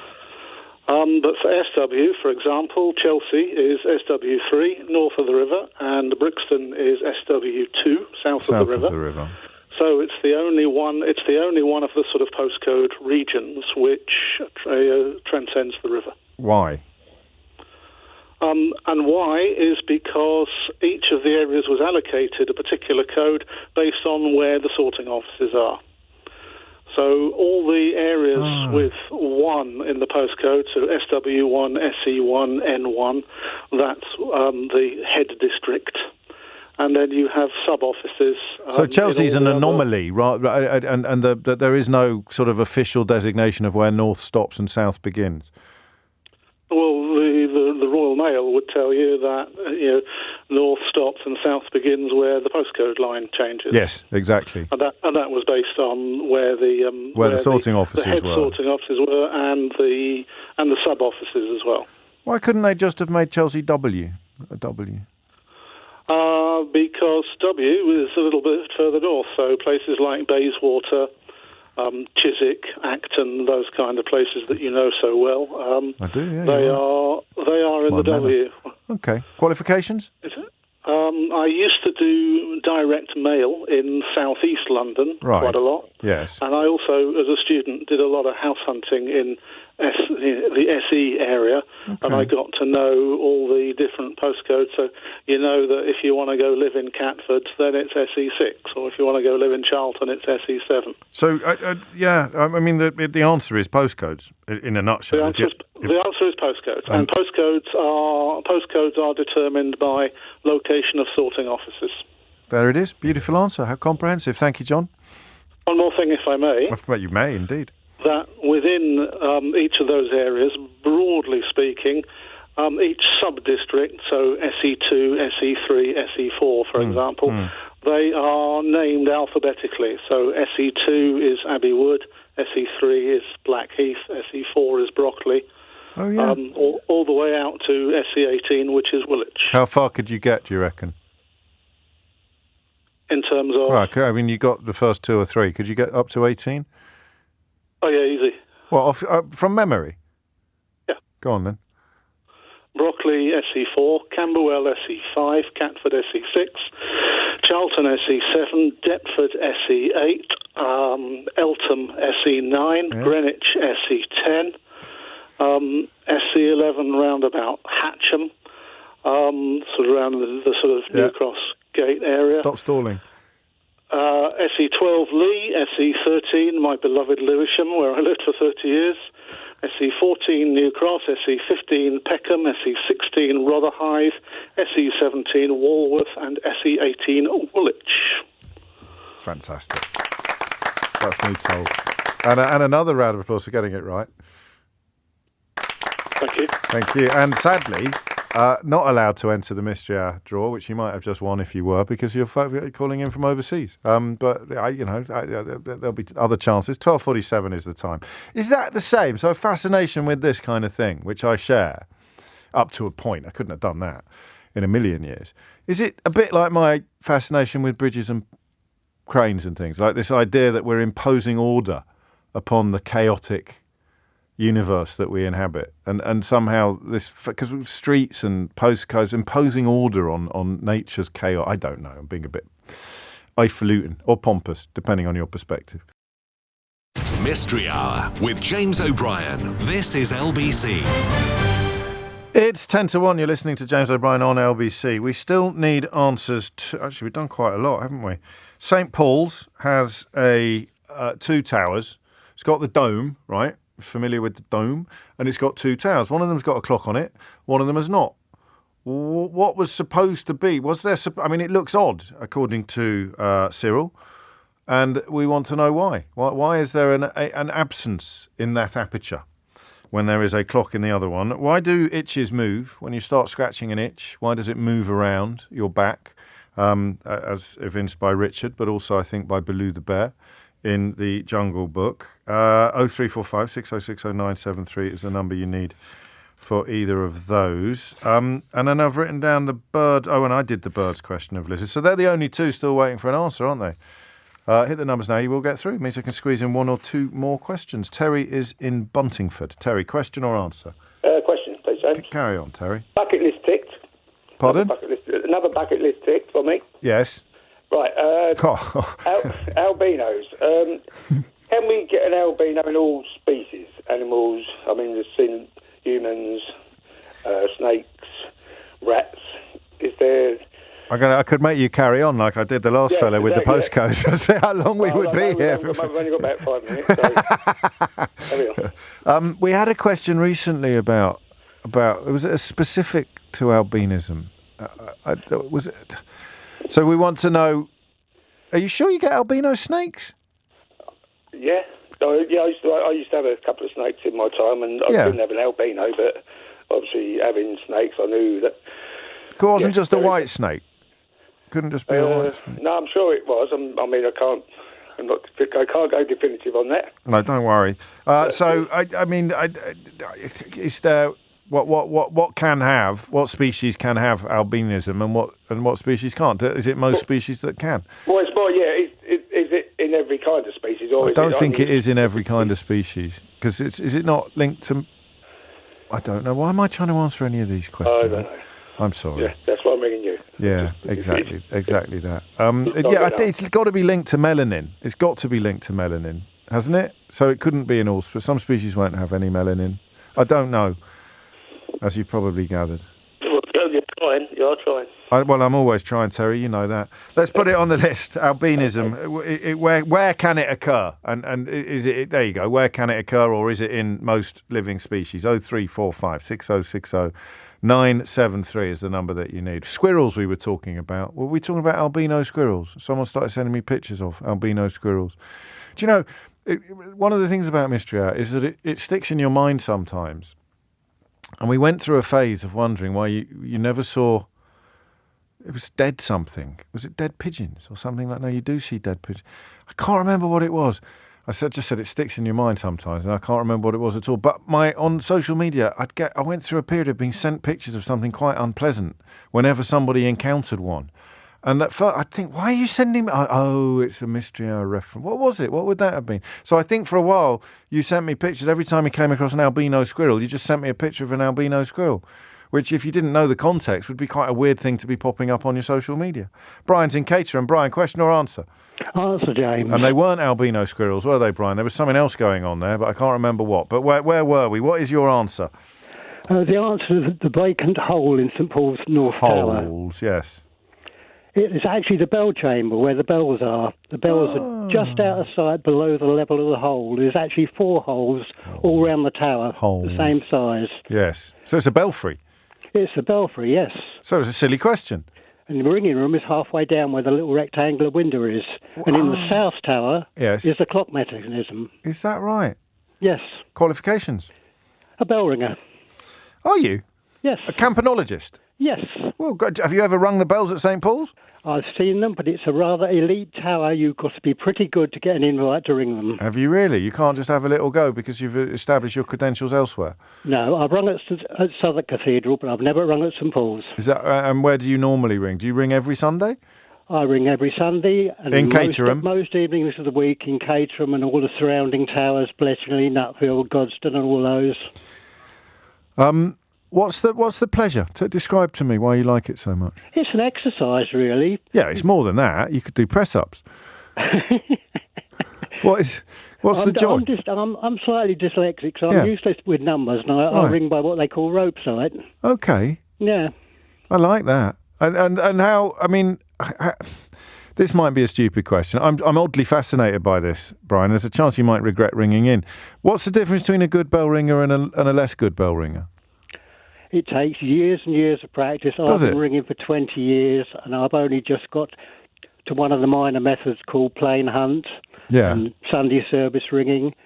It's more companionship, social. I'm also a steeplekeeper looking after the bells at my local tower. Oh, wow. Have you ever hung on by accident and flown up into the air? It has happened, but... to you? It's never happened to me, no. But it is a thing.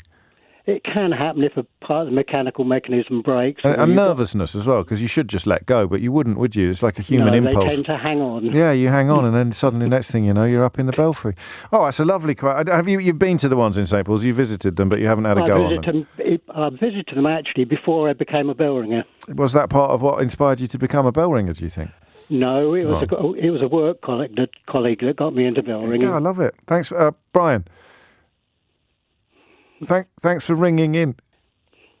My pleasure. Round of applause for Brian, please. I could do that. I'd love to have a go at that, but I'd be rubbish at it. I'd be absolutely right for a number of reasons. I've got no rhythm, and I would definitely hang on when I'm not supposed to and end up banging my head on the roof. Melissa's in Hinckley. Last word, perhaps. Question or answer, Hinckley? Hinckley? Melissa? Shall I start again? Melissa's in Hinckley. Question or answer, Melissa? Answer. Carry on. So it's to do with the albinism question that you talked about. Oh, yes. Yes. So any organism that produces melanin, i.e. the colour. Yeah. Can be albino. Is a gene. Yeah. Yes. So there's a gene that switches on the gene for melanin production. So what would that be then? Any mammal? Any organism that produces melanin. What so whether doesn't? It's a mammal, whether it's a reptile. So they all have melanin. I would Scales, say there are skin. some species Yeah, of- no, you're right. Yeah, jellyfish. There are some jellyfish that are transparent, so that wouldn't apply to them. So anything that can produce Anything a that colour produces melanin can have albinism. Yes. Qualifications. Biological science graduate. Round of applause for Melissa, the biological science graduate. I think we're done. The bell ringer did not deserve a Ray Liotta, DD. I mean, he was a lovely bloke, and he's definitely in the frame for the Mystery Hour board game. It's either Becky in Doncaster, who answered the snail question, or Brian in Caterham, the bell ringer. Brian the bell ringer. I'm going to let Keith decide. Brian? Okay, why do you hate Becky?